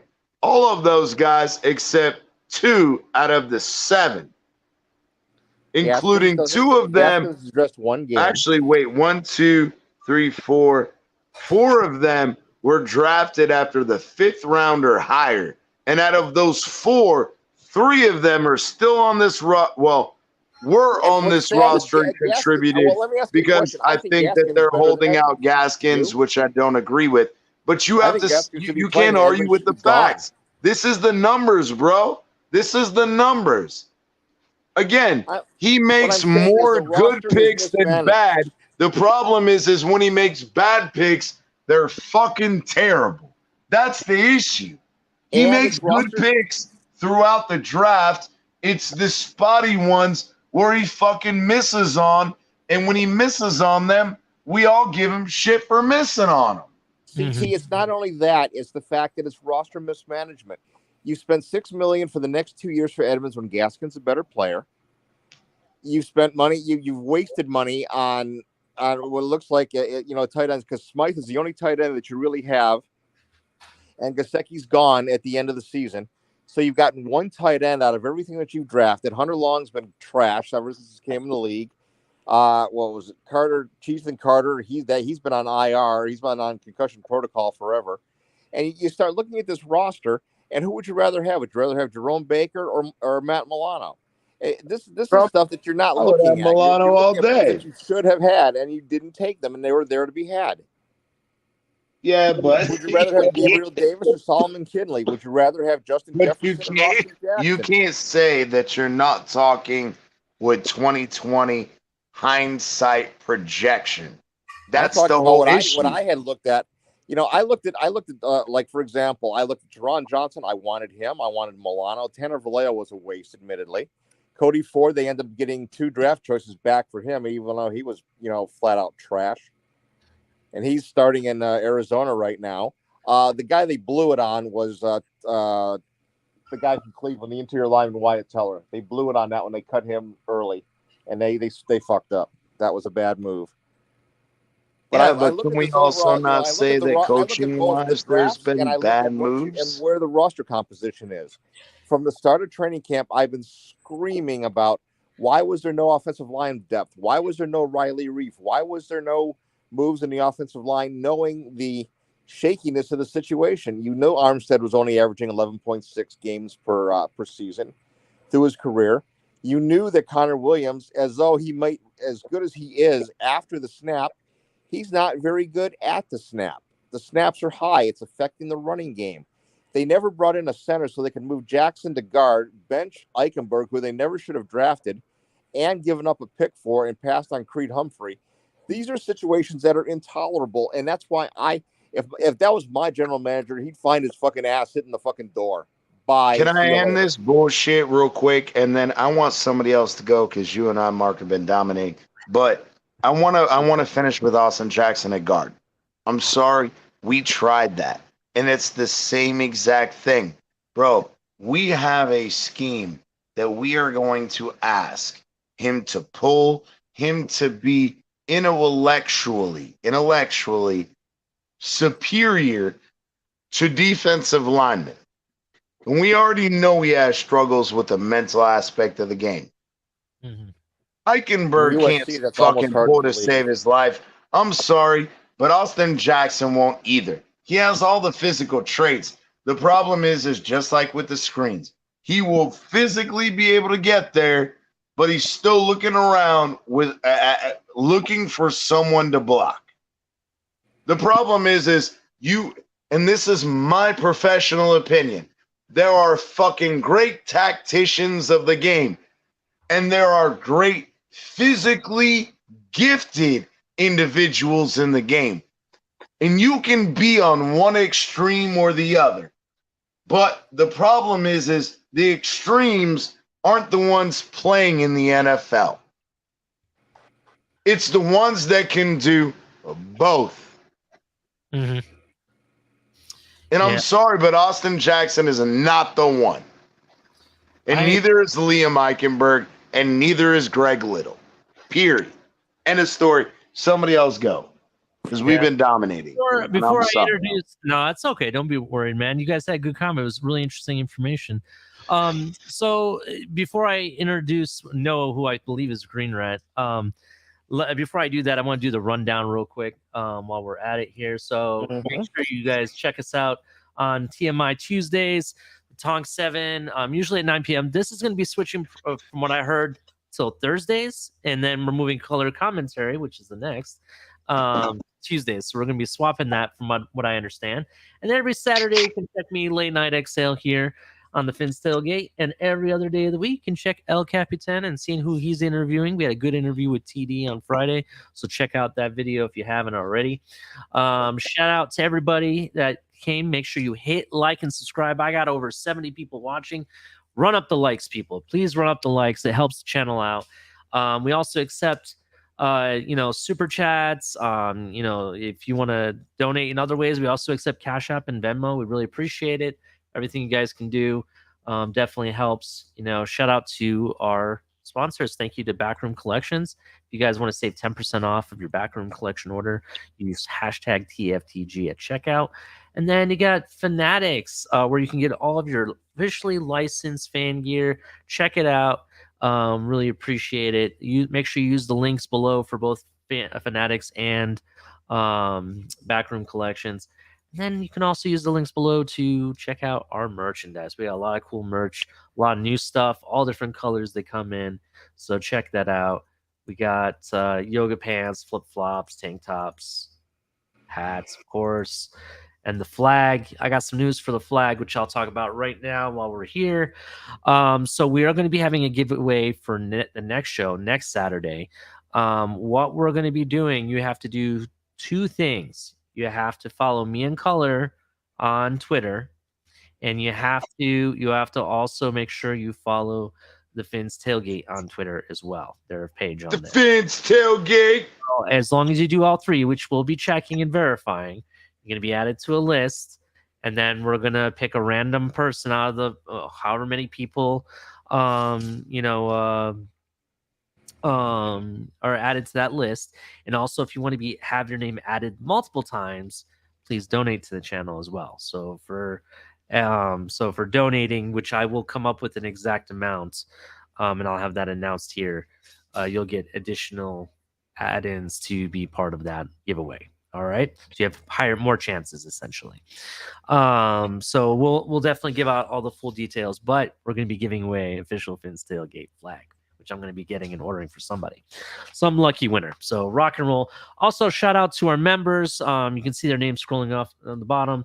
We really appreciate you. We have 3 different levels: Amigos, Familia, and MVP. Get some cool content early, some cool emojis and stuff. And we really appreciate the support. We couldn't be here without any of you, even if you're not a member. Everybody in the chat, everybody that hits likes and subscribes and comments, we really appreciate. We appreciate everybody. All right. So Green Rat, what's up, my friend? How are you?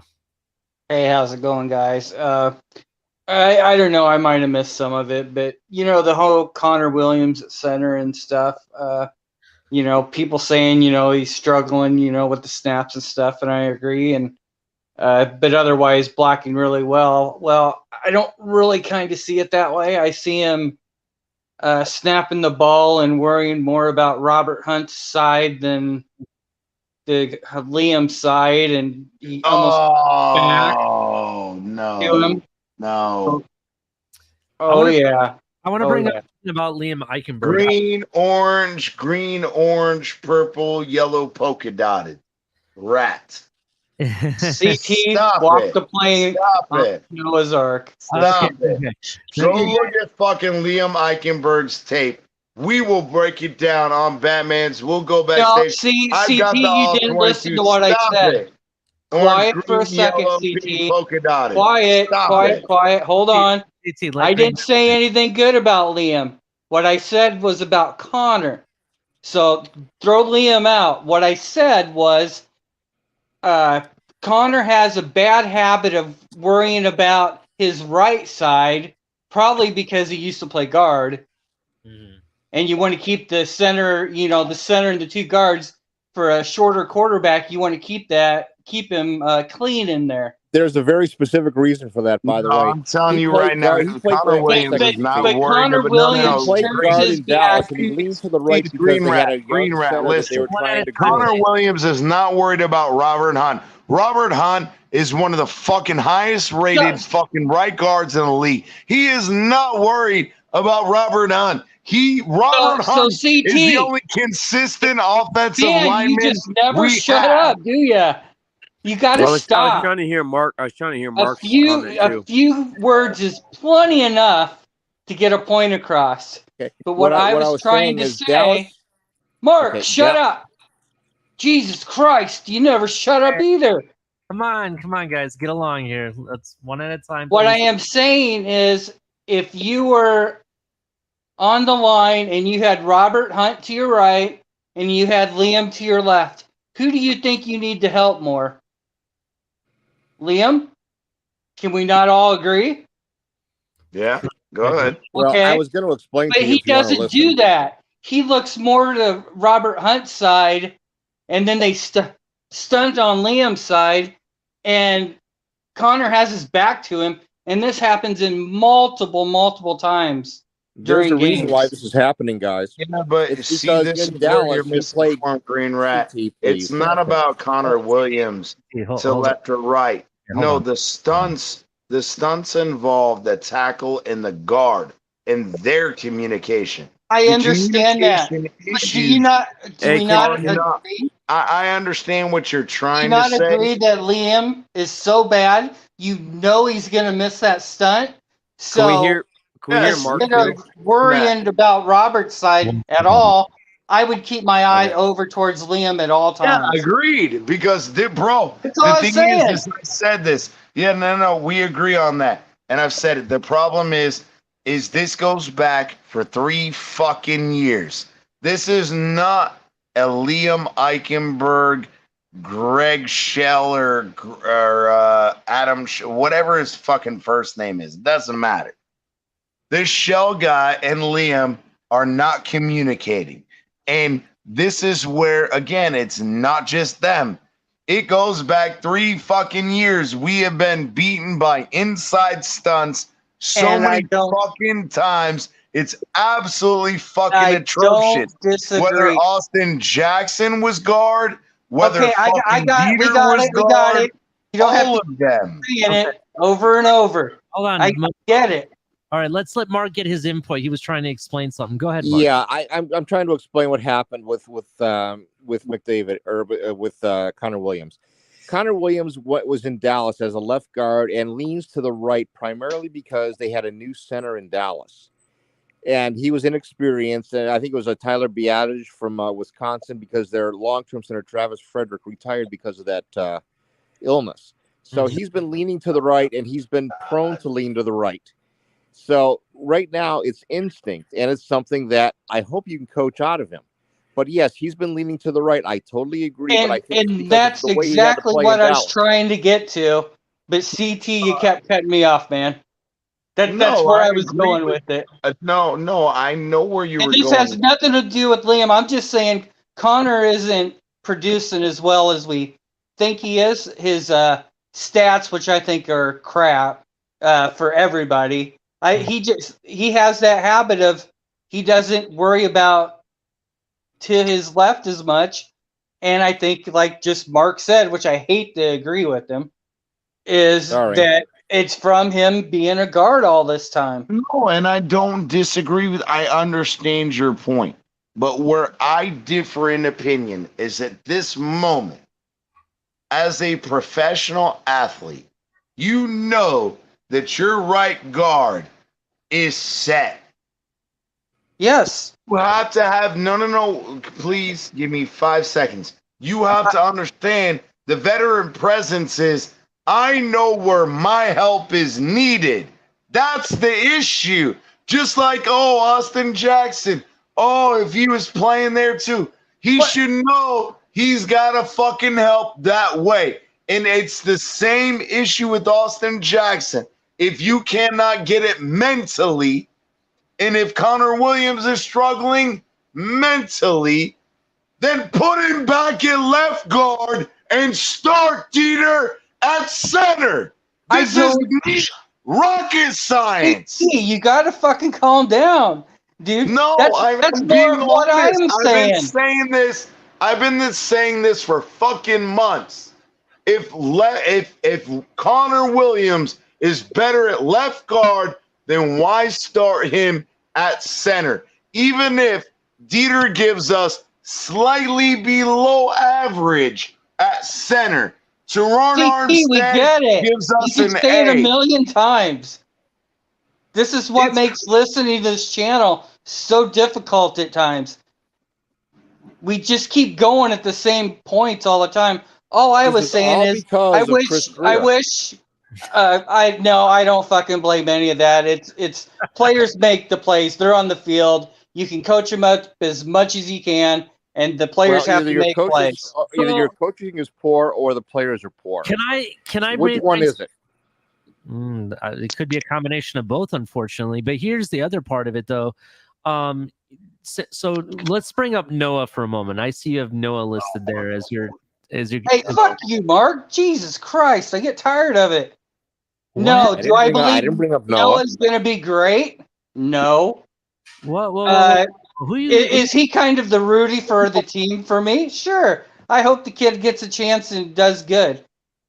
That's all it amounts to. When did I bring up Noah other than the fact that he You was have- drafted instead of me? Jonathan Taylor? You guys can hear me. Every time I've heard you in every show, you always start trashing him. Well, has he done anything to not merit being trashed? Noah's garbage. Stop it, Green Rat. Noah's garbage. Okay. All right, guys. Hold up. I'm going to mute everybody real quick because I don't think you guys heard. I was the one that brought up Noah. And Cap for Life, I'm going to bring you up too, but I'm going to hold you off. Just hold off a second. I want the panel for a second. What I was trying to say, we haven't seen Noah hardly at all. The last game, he actually looked pretty decent, right? What if Eichenberg takes a break and gets deactivated for a couple of games, to work on things? Maybe the same thing will happen.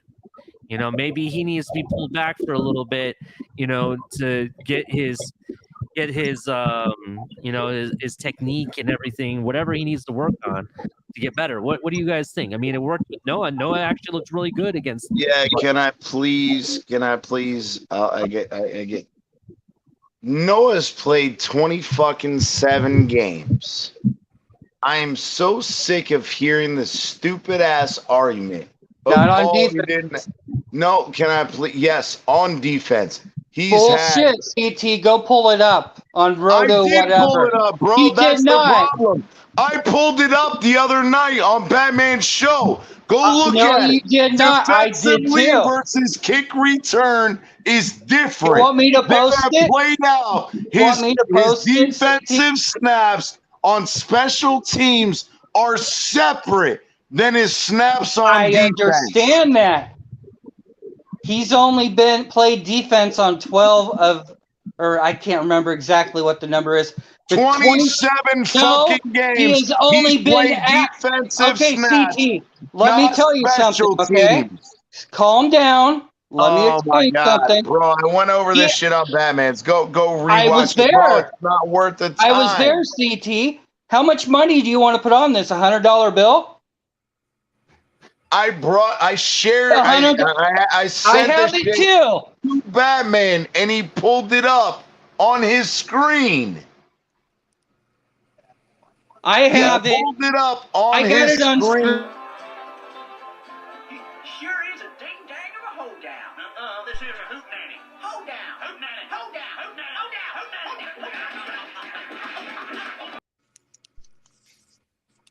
Am I able to talk yet, CT? Or do you have to control it all? No. Go ahead, bro. Go ahead. Can I get a word in there real quick before you guys start going at it back and forth? Go ahead. I mean, hey man, I hope you guys having a good night, man. But I hear people tell me that coaching's the issue here. I mean, we heard the same thing with Adam Gase. We heard the same crap with Flores, and now we're hearing coaching might be an issue now. I mean, doesn't the determining factor come to the end? You're making all these moves, regardless of who the coach is. Like, the coaches can't work with the talent that's being brought towards them the past 3 stints as coaches down here, man. And that falls down to the GM and whoever's in the recruit. I would think so. That's actually a good point.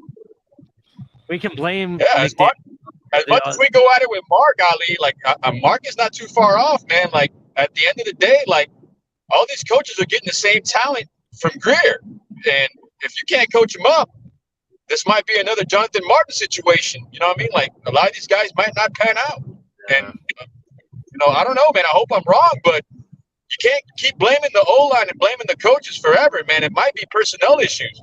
You got Austin Jackson, Iggy, and Tua, all first-rounders in the same year, and they all can't stay on the field at the same time. Agreed. And it's scheme changes. That's one of my issues. The one thing I'm just an absolute beast on is that your GM and your head coach have to work hand in hand. It's imperative because they're looking for the same type of players. They have the same type of scheme. This is why the Jets are 4-2. Saleh is drafting the players that Saleh wants to execute the scheme that they both agree with. The same thing has happened in Pittsburgh for many, many years before they went, before they finally started fading. And the teams that have been good for a long, long time. Now, obviously, Belichick is kind of an anomaly because he is his own coach and general manager. But Pittsburgh, Buffalo, the 49ers, all these teams that have been good historically that aren't problematic, they have continuity between their general manager and their head coach. There's synergy that's there. And where I see the Dolphins is a lack of synergy because of scheme changes. Now we make a move and we go to a 4-3 defense. We make a move and we go from a power gap team to a wide zone run. It's changes, and there's no continuity between the general manager. If you're going to hire Chris Greer as general manager, then you hire Mike McDaniel as coach. You better hope that both of them are good and they're in continuity together to build the right roster with the right personnel. Now, maybe my mistake was the fact that I looked at what the Dolphins were bringing in with speed running backs, with speed wide receivers, in a wide zone scheme, and go, this seems to be a synergistic situation right now. They're starting to believe in the same thing, and they're moving on from players who don't fit the scheme. And we've heard that multiple times through multiple shows, that the issue has always been, well, he's not a scheme fit. He's not a scheme fit. He's not a scheme fit. So they drafted the players that they drafted. They put the scheme in that they wanted to put into place. They brought in the coaches that they thought were going to maximize the talents that they brought in. And right now, it's not working for whatever reason. Okay, we know where that is. They're 3-3 right now, and we don't necessarily know whether it works or whether it doesn't work because Tua is still in development because we don't know what he's going to be. Austin Jackson is on the injury list, and we don't know what he's going to be. I think we know where Noah's going to be. We know where Kinley's going to be, and we know where Eichenberg is in relation to Humphrey. So my point that I'm bringing up is, do you stay I don't know where the season ends up, but for 2023, do you stay with the same GM and head coach and try this approach and make it there's fit, nobody or do you out move there. on and start all over again? You name me a general manager out there right now with the same credentials as Greer right now. I mean, the Jets, that's an exception to the rule because Douglas was attached to Gase, and then all of a sudden he's making things work with Saleh. Philadelphia. He was with the Super Bowl but I'm team saying, in like, Philadelphia. well, Howie Rosen got there, and he was supposed to be like not that good of a GM, but Chris Greer's helped him out more than he's helped us. So it's like Chris Greer at the same time has a bad habit of making business moves with the people we trade with, but he gives them more capital than we get back in return. I don't know if you get back. I don't know if that's necessarily the case because I thought you got more than fair value. A question real quick. In the Tunzel and Hey, Mark. trade, I think you got. What's up, Crypto? What's up, Iceman? What's going on, DT? Hey, what's good? What's good, going on? Cap? Hey, I want to ask Mark a question real quick. This is kind of a sidebar issue because it's kind of been getting under my crawl as far as this whole mantra of time of possession. Hey, Mark, in that Buffalo Bills game against the Patriots last year, can you please tell us how long did the Buffalo Bills had the ball? In the I know they scored a game. Yes, exactly. When you guys scored pretty much on every possession. I think it was maybe 25 minutes tops. Thank you. Thanks for verifying that for me. I don't think it's the exact number, but it was right. They didn't have the ball. I thought it was under 30 minutes. The Patriots did. Exactly. I thought it was under 30 minutes. There's people trying to use the excuse that you have to have the ball forever just to score a lot of points. Well, when you don't ever play third down, it makes things easier. Right. Exactly. Okay. I thought it was under 30. I just wanted to verify with you. So, what's your collective opinion on the whole idea of continuity on between your general manager and your head coach? I mean, I think they get along well from what it seems. I think they've communicated what they're looking for. I think the biggest thing, when McDaniel was hired, Greer asked him, I was like, I want you to do what you have to coach these offensive linemen up, and I don't think it's working. And it's not, I don't know if it's a matter of coaching per se. I think it's their understanding of the scheme and what they're being asked to do. That's what I think some of the problems are coming from. Now, the right tackle position, I really, Austin Jackson hasn't been there, so I can't really say anything on that. I can say who they have to back up isn't fitting at all. I don't really rate them very high. I mean, I don't know what you guys thought. Iceman, Crypto, what do you guys think? I like Chris Greer because I like what he's been doing, except for the offensive line. I know that's been atrocious with the picks, but I'll let Crypto go, and then I'll piggyback off. You feel me? Because I know Chris Greer, is a sensitive topic from time to time. So, what's your thoughts? Go ahead. I personally think Chris Greer has bought. Actually, Stephen Russ told us that Chris Greer has bought himself some time. Because in that press conference, he said he was impressed with the grocery shopping that Chris Greer did over the last 3 years collectively, and so he's putting it all the emphasis on what this coaching staff is going to do with the groceries that Chris Greer went out and bought. So if the chef burns the freaking toast, it's not Chris Greer's fault that he brought a perfect slice of bread. Yeah. But did he? That's the question. Could be still. That's a right damn now, good the coaching analogy. staff has, as Ali had just said, the coaching staff has not quote unlocked the talent that these players supposedly have. So I'm beginning to think, and looking at it, you can't have like 2 or 3 or 4 coaching staffs that are all wrong. I'm starting to think it's really the players. The players have either a lack of physical talent, they have a lack of intellectual discipline, they're lacking in something where they can't collectively function as a unit. And here's the other part of it, Mark. The other part of it is if you go back to the 2020 draft and the 2021 draft, both Austin Jackson and even Eichenberg were one of the highest rated offensive linemen you can get in those drafts. It's not just the rating; it's the scheme. That's the most important thing. Is you can have a great player, I'm just saying he goes into the wrong scheme, and he's a dead duck. Mm-hmm.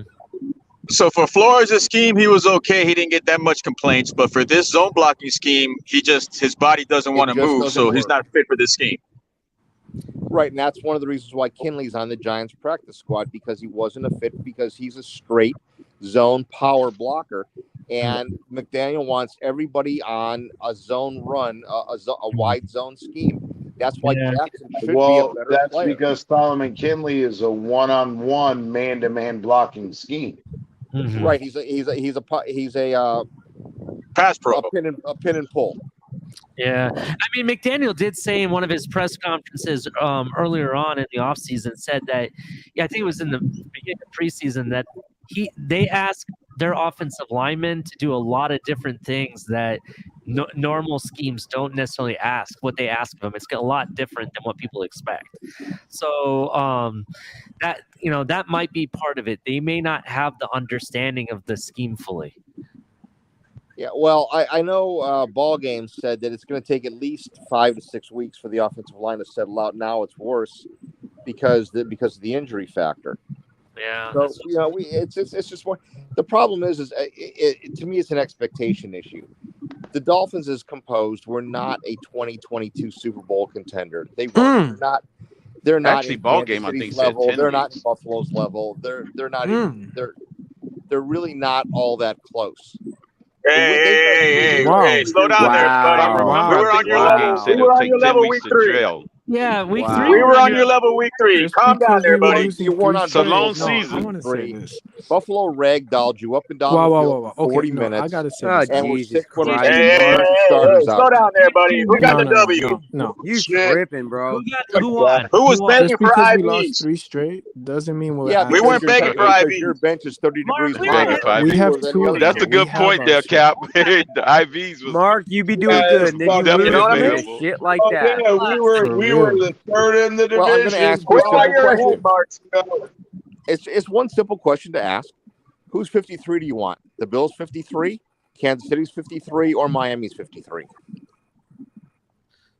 Well, when we win tomorrow, I want to Who see do what you you want? say. That's what I want to I know. don't want the Bills 53, to be honest. That they're already off. Nobody want the Bills 53. I don't want the Bills 53. No one does. Because that means I can lose in 13 seconds. So I would say Kansas right now. Kansas, I'd rather Buffalo, take Kansas Miami. City. It'd be Hey, Kansas.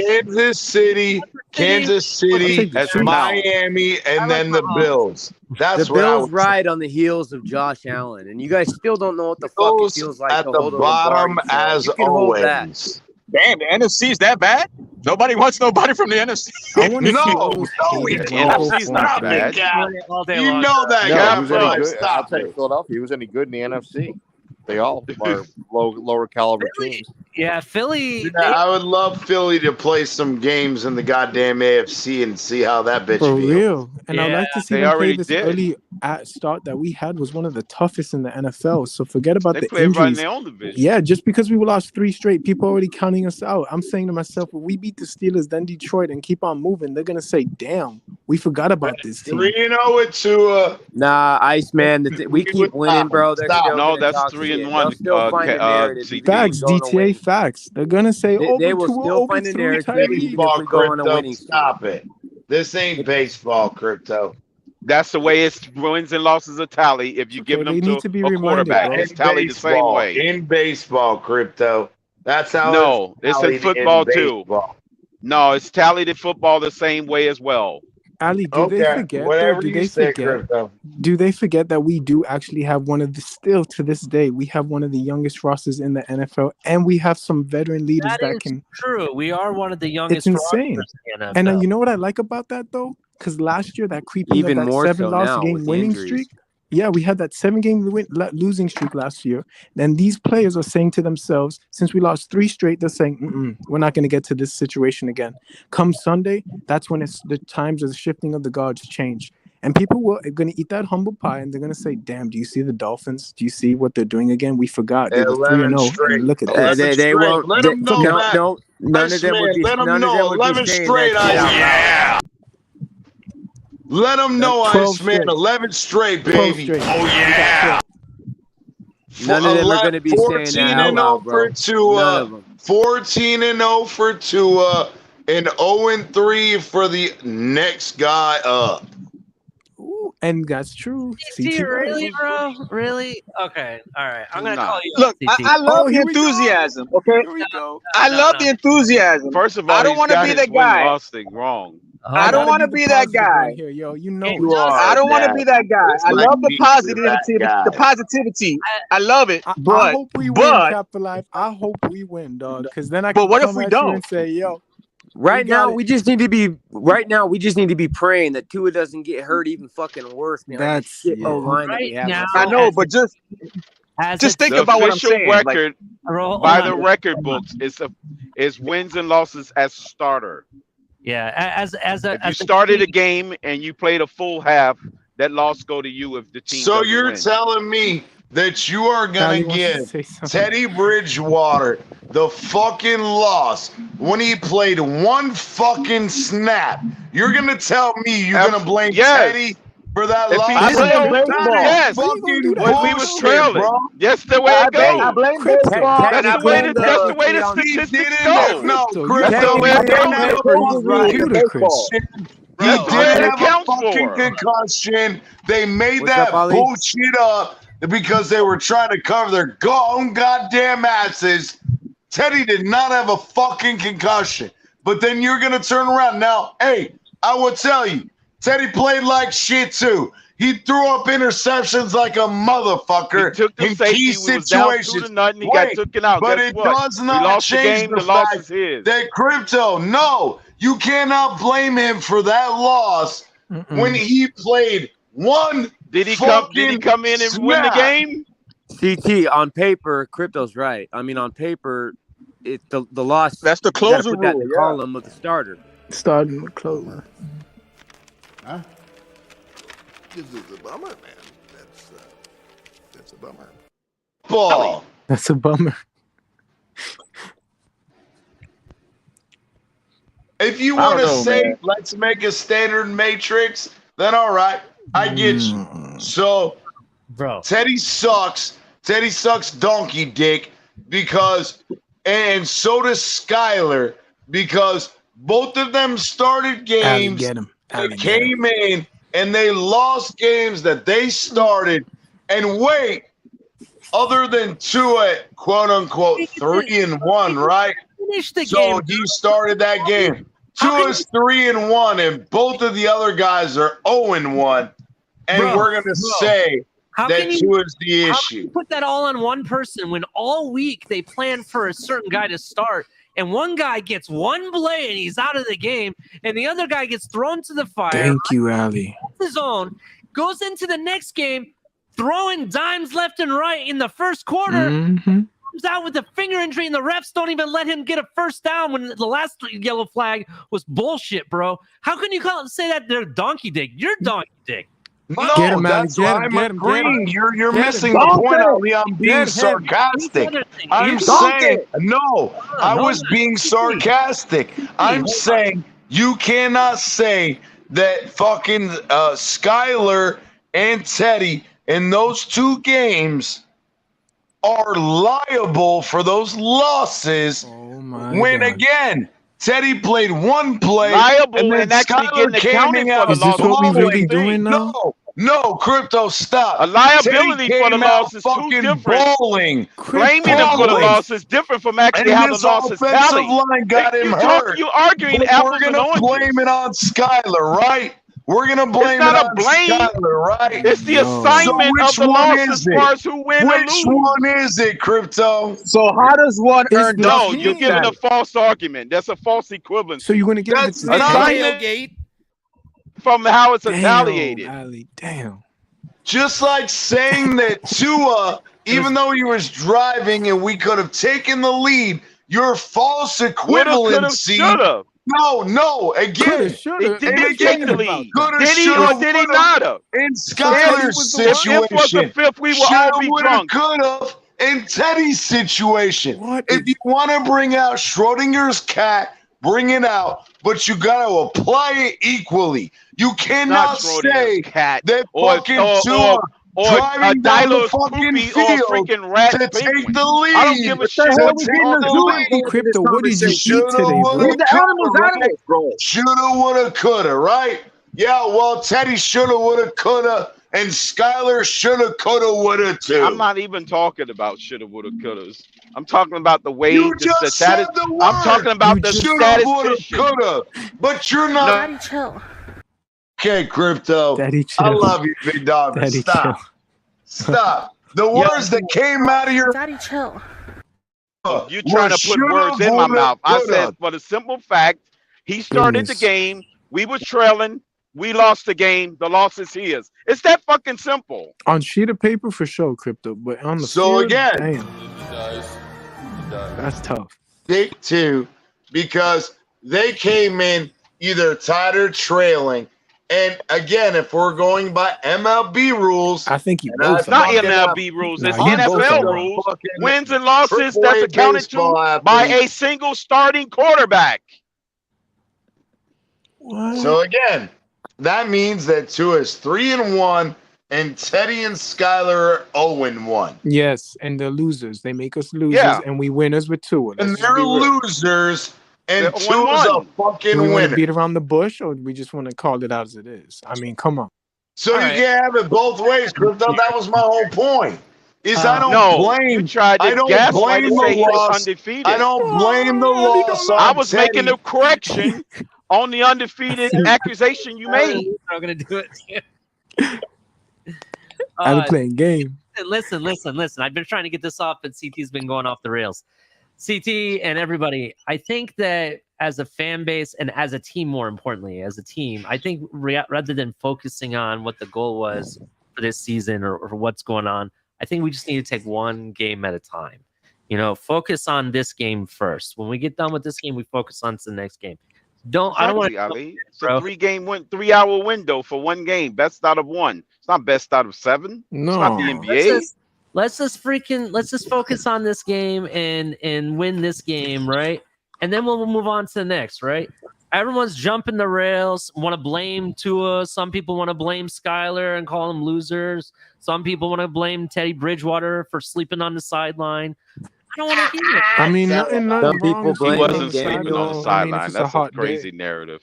I don't know who put that out there. Yeah, like that Texas Was he mayor really wasn't sleeping? falling asleep during a cop's funeral. Stop it. Maybe he had Stop something it, in his eye, Crypto. Ali. I don't know. I don't know who's putting them lies out on Teddy like that. I just heard there was a clip going around. I haven't seen it myself. I just heard there was a clip going around. All right, being straight up, and that's what got me so riled up because in the Buffalo game, you all saw it.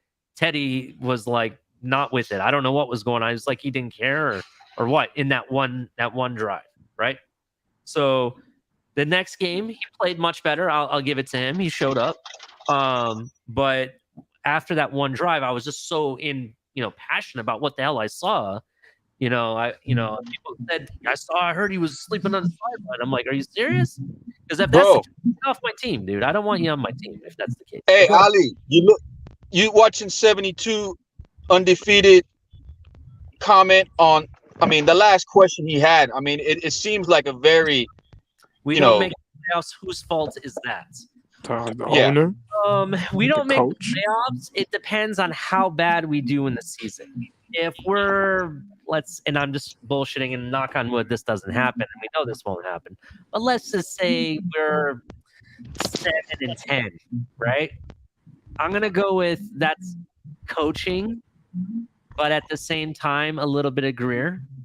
Now, if we're, we don't make it to the playoffs and it's by like one game and it's because, our offensive line was decimated or they could never fix the offensive line. And it's just that was the major issue. That's on the GM for not making sure that this team has the depth that it needed and the proper personnel. So it depends on how you look at it. So that's my opinion. Yeah, but definitely we need to go. We need to get it going. Let's get this first win because first win will bring on the next, and then bring on the next, just like it did last season. And hopefully the fans can be. So, like I said, 14 Ali, that's how they was able to go on 0-3 without Tua, and that's facts. That's what's up. That's not a fact. Also, fact Crypto. Great draft was not 3-1 utilized in 3 games either. So, and not only that, but again, Lewis and other guys wanted to bring up, who's our third guy? It's funny when 2 was in there, right? Craycraft got touchdowns every fucking game except the one he was quote unquote. He only scored one touchdown all season. What are you talking about? Go look it up, bro. He threw Craycraft touchdowns 2 weeks in a row. The first and second. Okay, so he's got the same amount of touchdowns as Tyreek Hill. You make it look like he's got 15 touchdowns. He started the fire, Jamar Chase. I'm about to. He can't have 15 touchdowns. Wait, CT. I thought he had one in the preseason. Jamar and Chase one in the don't have regular. no 15 touchdowns in one goddamn fucking in 6 weeks. So stop. No, he had 15 touchdowns in the season. But is my point. Here's another thing that people need to realize. In a season, last fucking year, Crypto. Exactly. That's the point. That's a high volume. What does he have You make it like Craycraft is going to end up with the same number. You're making it believe. You're trying to make us believe that freaking Craycraft will have the same numbers as Jamar Chase. Stop it. No, that's not what I said, bro. You're trying to gaslight. You're making it seem that. That's not what I. The Finns tailgate and trying to gaslight. Hey, Crypto, I'm sorry, but you are telling me all I said was Tua was in the game, and you're gonna say you're 3-1, and that's fine. You call it what it is, right? But people have said, the third guy out there, it hasn't been Chase Edmonds. Ali's trying to say something. Stop eating the goddamn corn on the cob before the game. That's fine. But we're gonna talk about again. Cedric Wilson isn't performing up to his contract.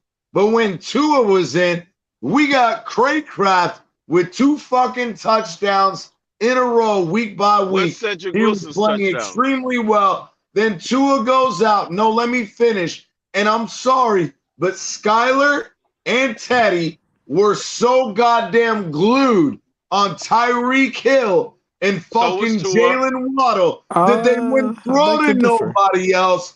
And wait, that's Craig They Pratt's always fault, glued to right? him.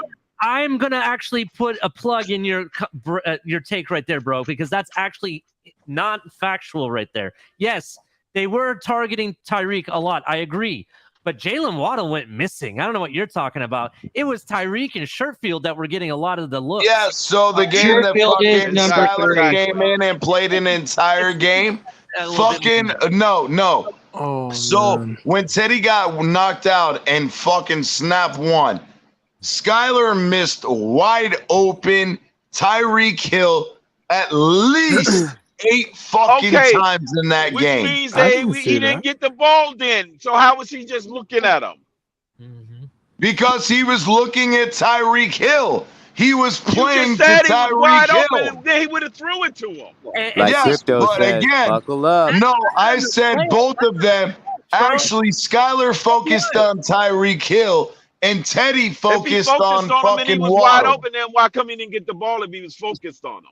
Because Skyler doesn't know how to You read a can't have it both goddamn ways. defense. He Yes, doesn't you know do. how to find He had open command of the receivers. offense. That's He had why command of the Skyler offense missed to the that Minnesota game. game more Because than he's any a quarterback that fucking was on the rookie. roster. He's a fucking rookie. He was audibly in missed and out of it. plays. That's He was why. audibly in and out of plays. It's In the not Jet game, fucking he was rocket audibly in science, and out of Crypto. plays. Why so serious? Rookie, Of and he course it's missed not wide rocket open science. fucking One at a guys time. Yeah, repeatedly. he had a guys. better performance as CT. a rookie than Tua did as a rookie. My ears are kind of.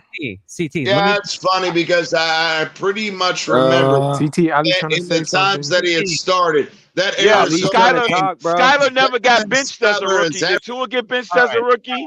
All right. Hold on. I'm sorry, CT. I don't mean to put you in the back, bro, but I've been trying to get your attention, and you guys are talking over each other and yelling and stuff. I would like to make some points to what you were trying to say. Okay, I understand your concerns, but let's look what the facts are. The facts are, if you go and look at it, Tyreek gets a lot more targets from Tua and Teddy, and Sherfield did. They did not target as much Waddle, like you said. That's fact one. Fact two, McDaniel, our coach himself, said the backup only gets maybe 10% of the snaps with the ones while in practices. That means 90% of the practice that they had with the ones in the game against the Jets went to who? Teddy Bridgewater, not to Skyler. So Skyler was rusty versus, with those receivers. Of course it's not going to look good. Mm-hmm. That's why he looked much better in the game versus the Vikings versus the Jets. That's fact. That's facts. Get him, Ali. And here's another big fact I'll throw in there for you. Had Skyler been able to stay in the game, and based on those completions, if they were completions and those flags didn't fall, we would have won. 400 yards, bro. Yeah, he was on place for 400 yards in that game easily. Some facts. Now, CT, I'm going to bring you back, but let's try to be courtesy and give everybody a chance to respond, and try not to talk over me as the host, please. I'd really appreciate it. Thank you. Yeah, no, I get it. All I was trying to say is, again, and I've said it multiple times, that's on Mike McDaniel. We knew that there was a possibility that you were going to be in that type of situation because he put himself in that position when he knew that people were already drumming up hubbub about Tua in the Bills game the week before. And in that whole situation, at some point, yes, I get it. You signed this guy $6 million, right? Okay. He's our backup, Teddy, as in Teddy. We know what Teddy has. Teddy is supposedly a 10-year veteran, and Teddy's got it all, right? So why not give Skyler, say, 60% of the reps and have Teddy get 40? So Skyler gets enough reps to be comfortable, but Teddy's also a 10-year veteran. He doesn't need 90% of the fucking snaps, or at least in the logic that he shouldn't need 90% of the snaps. Reps to actually build chemistry with those receivers for the timing's sake? I agree with that, but that's where I'm saying the discrepancy comes in Skyler being a rookie and not having the timing. And again, Teddy, Skylar on that aspect, he's got to learn the timing and he has to learn how to play in the NFL as a rookie versus, okay, Teddy knows what it's like to play in the NFL.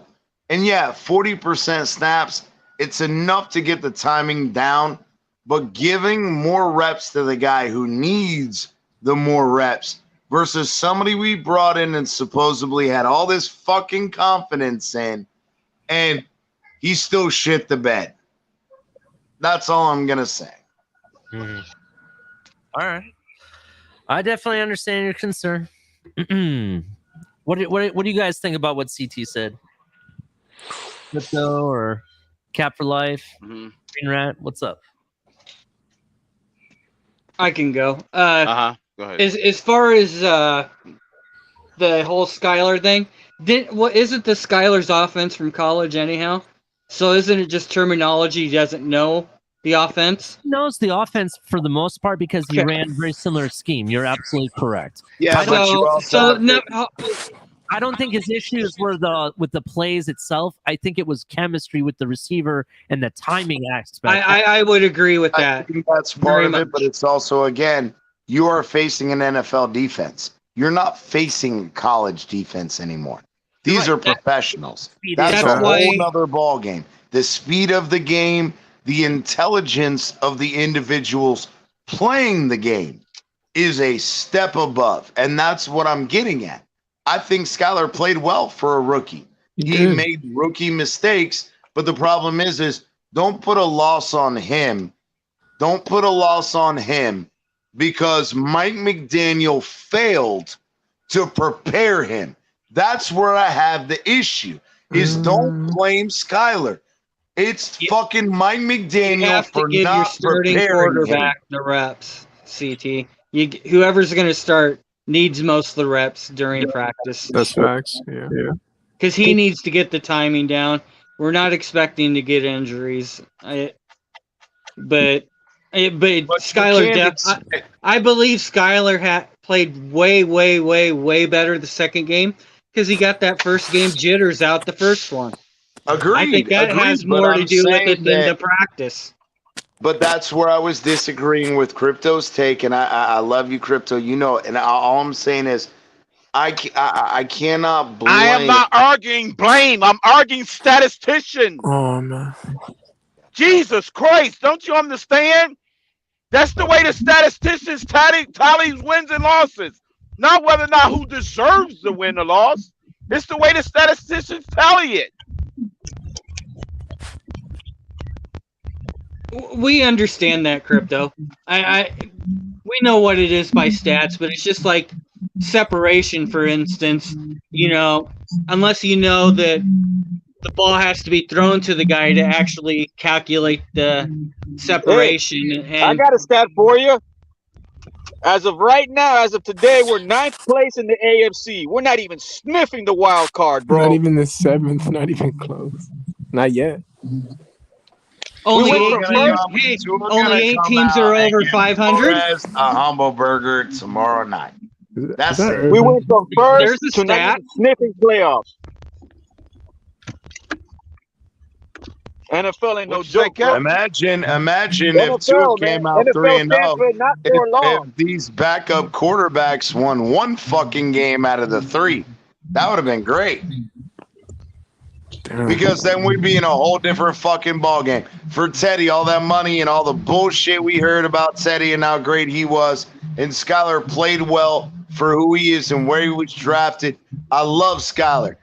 Teddy needs to get the fuck out of here because at this point, again, 3 fucking games that Teddy was in or part of, minus 1 that he got knocked 1 fucking play out in. But we did not win 1 fucking game with Teddy. When we were told, oh, Teddy won fucking 6 in a row for New Orleans. Yeah, well, this ain't New Orleans. This is Miami. And our backup quarterbacks are 0-3 or at least 0-2. and our starting quarterback is 3-1. Ship fucking Bridgewater out of here. I'm all for it. No, the contract. I don't know if we can, but we'll see. Nobody Well, wants him, Jacoby bro. Brissett actually won 2 games last year, so Exactly, just wanna that's put my that out there. point. So Jacoby Brissett, we can all agree, is much shittier than Teddy fucking Two Gloves or Two Condoms, as I like to call it. So let me ask you guys something. What game do you guys think our defense played the best in This man just brutally killed Teddy Bridgewater. this year? New England. The New England game. Really? I was gonna say the 10-3 and outs was a pretty goddamn good game last week. Oh yeah, that's But our true. offense I didn't mean score that's neck and neck. You're right. We had 4 Yeah. 3 and outs to start the game, and our offense did not score a single fucking point. Not one. And the main complaint that week was Boyer. Well, Green The Red, main you're right. complaint was 10-3 Boyer. and outs is impressive. They haven't been done in a long time. Who was playing on defense in that game? 4 to start a game is What did insane. Green Red say? What'd you say, Green Red? What? 10 straight I 3 said, and outs. who was playing quarterback in that last game for us? Skyler. Iggy? Yeah. Noah, wasn't it? Shit. He was out there when we played Noah. the best. I'm just when saying. we had played the best defense. Yeah, he played better than Byron, is what you're saying, huh? Yeah, because Man, availability, I would right? just wish. I would I'm just just wish fucking that with he you would guys. give me more, bro. Just give me more so I can back you up, man. Just give me more on the field so I can say, all right, Iggy, yeah. One good But game man, in it's just 3 like years. One good game in 3 exactly. CT, he's just the Rudy of the team. That's all it amounts to. Yeah, we don't expect much And out you're of the him. you're the radio of this team too. Well, Shake pushes him a little bit more than I do, but that's all right. All right, guys. So I'm going to do the rundown one more time, and then we're going to start getting final takes, okay? Or final thoughts. So let's do that real quick. But check out Honk 7 and Color. I heard we're going to be changing this to Thursdays, not Tuesdays. Check them out coming soon. Color Commentary. I heard we're maybe switching to Tuesdays. You can also catch him on Saturdays in the morning show usually. Every Saturday night, you can check me, Late Night XL. I'm not going anywhere. And then Finn's Tailgate every other day of the week. El Capitan, going to be interviewing people. So definitely check him out. Shout out to our sponsors, Backroom Collections. Make sure you use the code #TFTG at checkout. You also got Fanatics. Definitely get your officially licensed gear there. Get all different stuff. Show your fandom and support and all that. So definitely check out Fanatics. Use the link below in the description. Shout out to our members. We have 3 different memberships: Amigos, Familia, and MVP. Get some cool emojis and extra content. So definitely check them out. We also accept Cash App, Venmo for any donations. We really appreciate it. Helps out the channel. Super chats. Really appreciate everybody. But also check out our merch store with the links below. We got all different type of stuff: yoga pants, activewear, stuff for the kids. They come in different colors.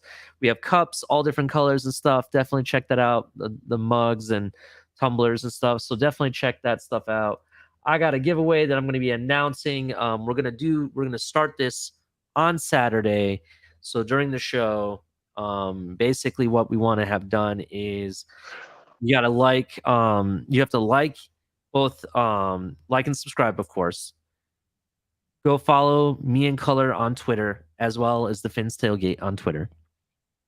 And any donations, all of that is going to go towards, I'm going to have more specifics later on, but all of that's going to go towards a chance to winning this flag right here. So definitely stay tuned for that. I'll have more details coming up soon for all the specifics. All right. But yeah, shout out to everybody. Shout out to the channel. Make sure you hit like and subscribe. I got how many people watching? I got 64 people watching. Make sure you hit like if you haven't. Share it with your friends. Definitely really appreciate it. I'm going to bring up Shake Bundy. What's up, Shake? What's going on, baby? Noah, baby. Noah's going to be the GOAT, baby. Let's go. Noah's Ark, baby. Already coming in with 5? So, Shake Bundy, can I ask you a question? Is Tua going to pull off an Al Bundy and score 3 touchdowns? 4 touchdowns, baby. 4 touchdowns, 1 game. Okay. Need the meme of fucking Shakey's on the positive. over the mountain. We got Rico throwing it over the mountain. We need that meme. Hey, by the way, I just came here to bring up this one point. Zappy is 2-1, but the NFL have him listed as 2-0 as a starter. So that tells you right there that the other guy started. Whoever started that game that he lost took that loss. He's listed as the guy who took the loss, not Zappy. Really? Crypto was saying. Yeah. Wait a minute. Repeat that again. I ain't hear the last part of that. I was saying that Zappy is technically 2-1, but they have him listed as 2-0 as a starter. So, who's their second string quarterback? I can't remember. Hoyer was listed for that loss in that game that he lost. Supposedly he's 2-1 in. That came in relief of him. So to your point is, you're not saying that it's Tua's fault they lost, but at the end of the day, the NFL is tacking him with that loss. So technically, Tua is 3-1 to start this season. Like I said, Right. That's all I was saying. And that's fine. Tua is still 3-1, and Teddy and Skyler are both 0-1. So yeah, right, exactly. Teddy and take Skyler what you is want of 0-1. it. Take Right. what you want of it. So it is what it is. Because you know I love you, Crypto. I'm just saying. I get to the point where I want him to come back in. This young man is healthy. Stop all that bullshit narrative about that. But it comes down to, I think, that the next 4 or 5 games really tells us what Tua is. Either he's going to come out here and make a run and put us back in position to fucking be in the playoffs, or he doesn't. And that's on Tua. And that's on Tua. It's on Tua and Mike McDaniel. Period. The whole team, though. Right. Everybody, make sure you grab your Tua fix and repeat 3 times. Teddy and Skyler are 0-1. Teddy and Skyler are 0-1. Teddy and Skyler are 0-1. Hell yeah. Good color. All right, Color. So tonight, I'm actually getting off Color. So let's start around the table. I want to hear from KP because we haven't heard from KP since he's come up here. What's going on, man? How you been? Hey, KP, what's happening, man? KP, we can't hear you. Are you on mute? He been kidnapped. 2-0's got him. Crypto. KP, we'll come back to KP. All right. Let's start off with Noah here, and we'll just go around the room. Noah, give me your final thoughts, man. What's up, buddy? I just hope we get a win tomorrow, and I'd be happy to bench Noah if fucking Byron would get back on the fucking field. So, fins up. Hopefully, we pull out the win tomorrow. Definitely. All right, man. Well, thank you for coming on the show. We really appreciate it. All right. All right. Let's go to Cap for Life. What's up, Cap? Yeah, man. Just let's just hope and pray they don't go and start targeting toes and targeting, helmets, and make sure this offensive line gets the credit where it's due if we do win, because they always get the credit when it's a loss. So hopefully, Tua does get this win, because this L is not going to look good for a starting quarterback coming back from an injury. Yeah, definitely. I definitely agree with you. There's Lewis and other people have said that, Flo's handing out $100 bills, telling me, hey, just hit him hard. Just hit him hard every time. You know what I mean? You've heard people say it. But, no, I think tomorrow we might see something. But have a good night, guys. Appreciate y'all. Man, fins up. Okay, Cap. Cap. Love you, big dog. Love you, Cap. All right. Let's go to Shake Money. What's going on? Now I'll make mine quick and simple. We're gonna win 20-17. Okay. And like I said, the one thing I do, I do hope and pray that, like I was telling you the other day, I do agree that the secondary is important, but if we had to fix one need, the offensive line is the more pressing need at the moment, man. Because at the end of the day, if we want to keep our quarterback upright, I hope they get that guy from the Panthers. But shit in one hand, wishing the other. You know what I'm saying? Y'all have a good night. Fins up. You too, man. All right, Shake Money. All right, man. All right, Iceman. What's up, man? Man, I'll keep it short and simple. First off, hit that like and sub if you haven't already. You know what to do. Stop playing with us. And then secondly, bro, I hope tomorrow, bro, is a chilling one. I hope we get that win. You already know. It's going to come ending that 50-year anniversary, so it's going to be a special one. I know the ghosts of 72 are going to come out and probably help us. And yeah, we got Brian Flores coming back and Mr. Steven Ross. So fins up, man. That's all I got to say. And let's get this dub. That's it, guys. Have a good night, man. You too. Have a good night, man. Right. All right. So let's see. CT.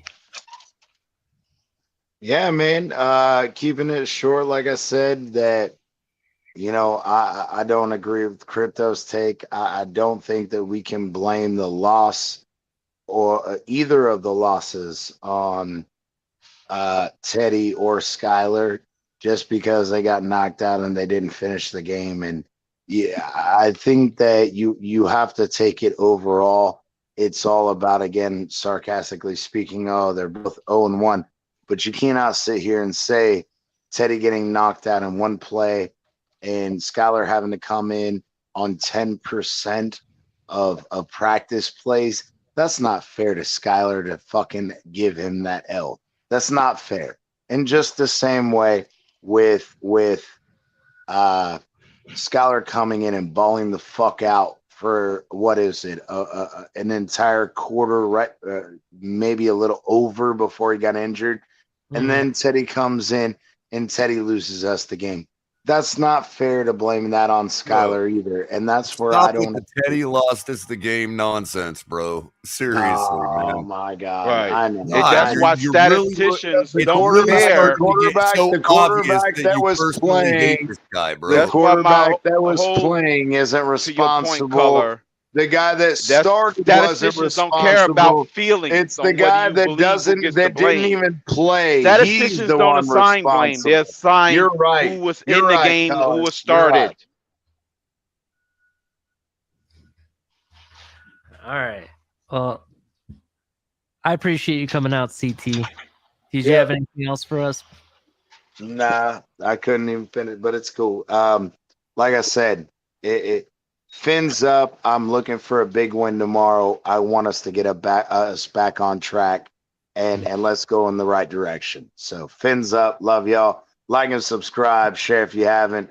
It's always a good time over here at TFTG. Fins up. Fins up, man. Hey. All right. DTA, man. So what's going on? Same thing. Like and subscribe if you guys haven't. Keep coming back for the best Fins content, in my opinion.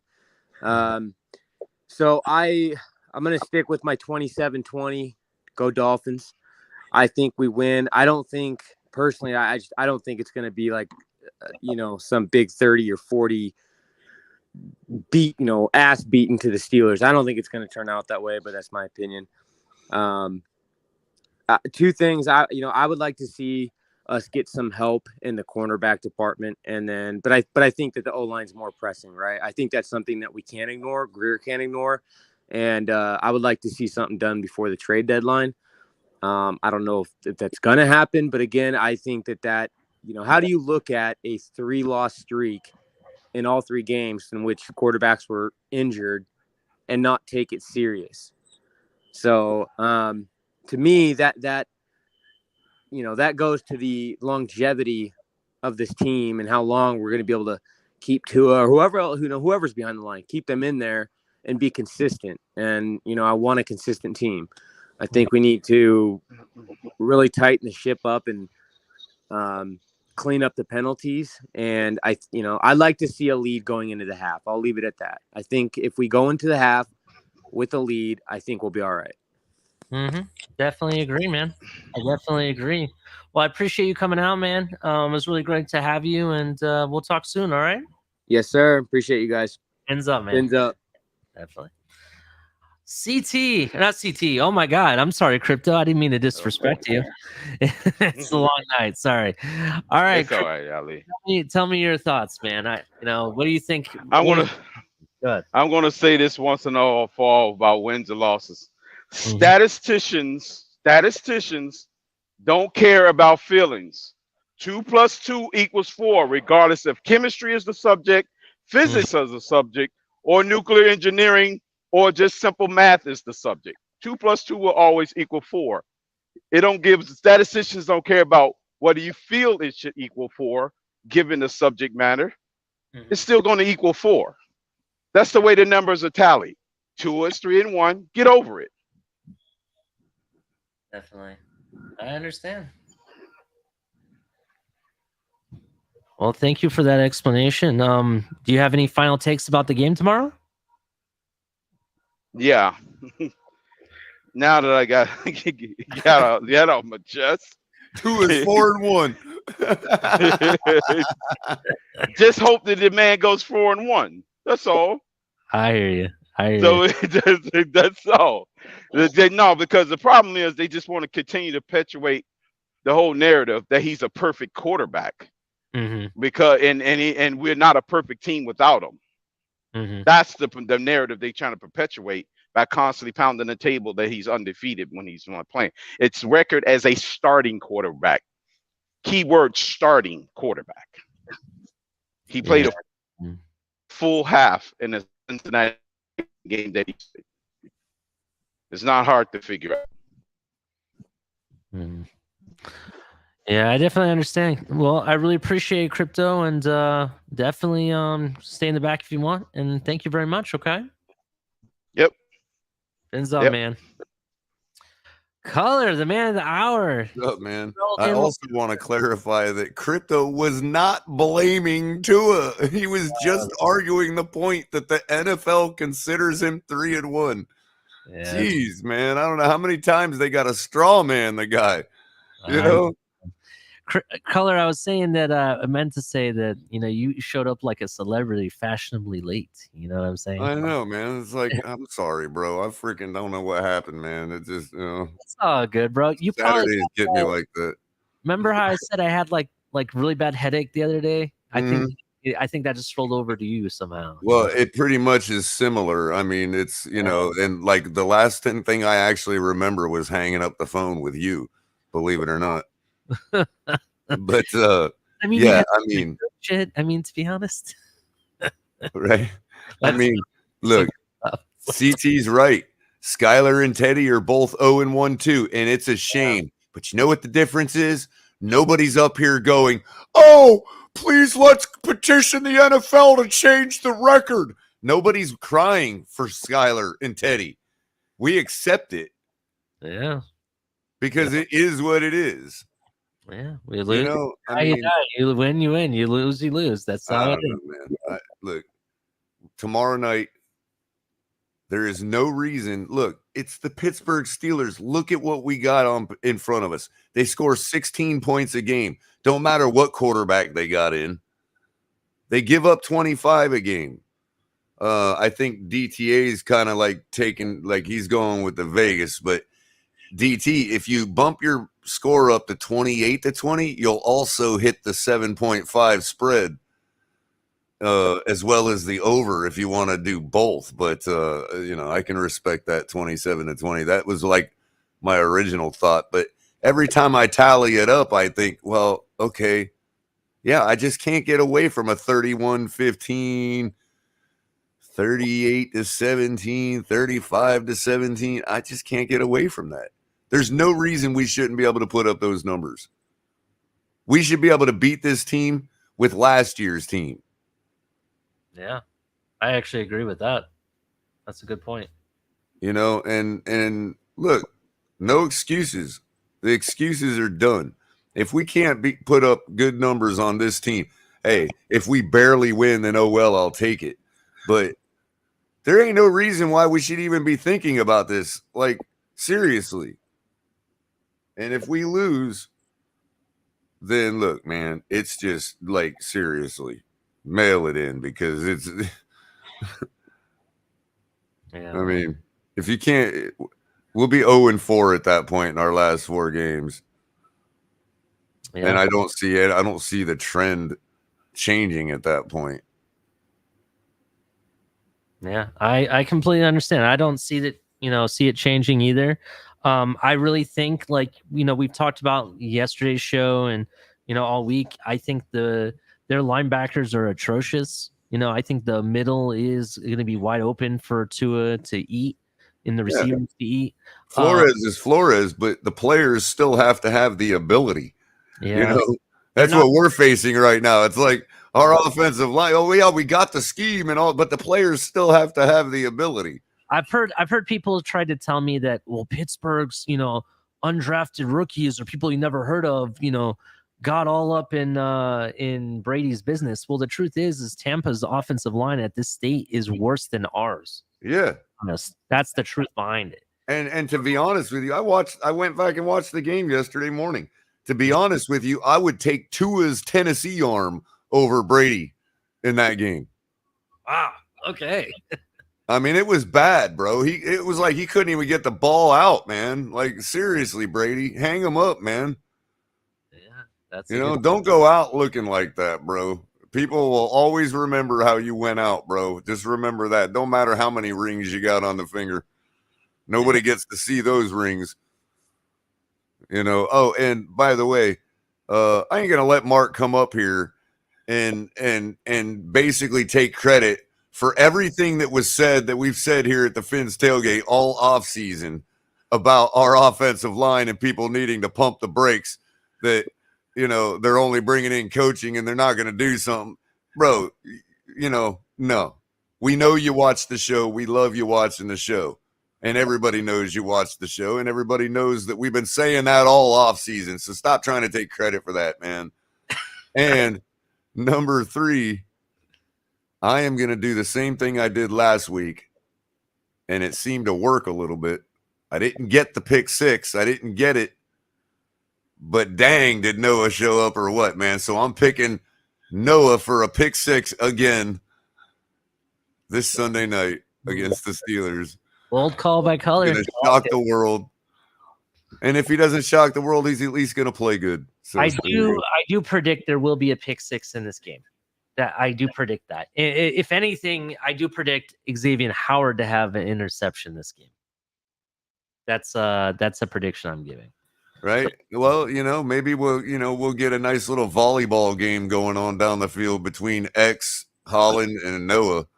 And they'll just bat the ball down the field until one of them decides they want to catch it. And could you imagine if they had a hat trick and all 3 of them had a pick? I know, right? Yeah, that would be awesome, right? So, but yeah, I mean, I'm gonna do it again. I believe in Noah. He's getting better. Definitely. They got him on some kind of program. I'm telling y'all. Mm-hmm. Definitely. All right, Color. Well, appreciate thank you very much for coming up, and stay backstage and we'll talk. Yep. And everyone, let me put you in the back actually. So thank you for coming and hanging out with me. I was solo and now Color's back and everything. So we really appreciate it. Appreciate everybody that came out to the panel. Like I said, the keys to winning for me are we have to start hot. The offense need to get going right from the get-go. And we need Waddle to start stepping up. I do need him to start, doing his thing and actually showing us why he was a top 5 receiver in the first 3 games. And I think the defense needs to just maintain the run and keep everybody in front of them. I'm not afraid of their receivers, to be honest. I would be, the only offensive person I would say that is worth something there really to me is Najee. And that's why I said you just got to maintain the run and make sure you hold it up. But anyway, thank you for coming along, and make sure you hit like and subscribe, and I'll see anybody that's going to be at the game, and fins up, everybody. I'm out.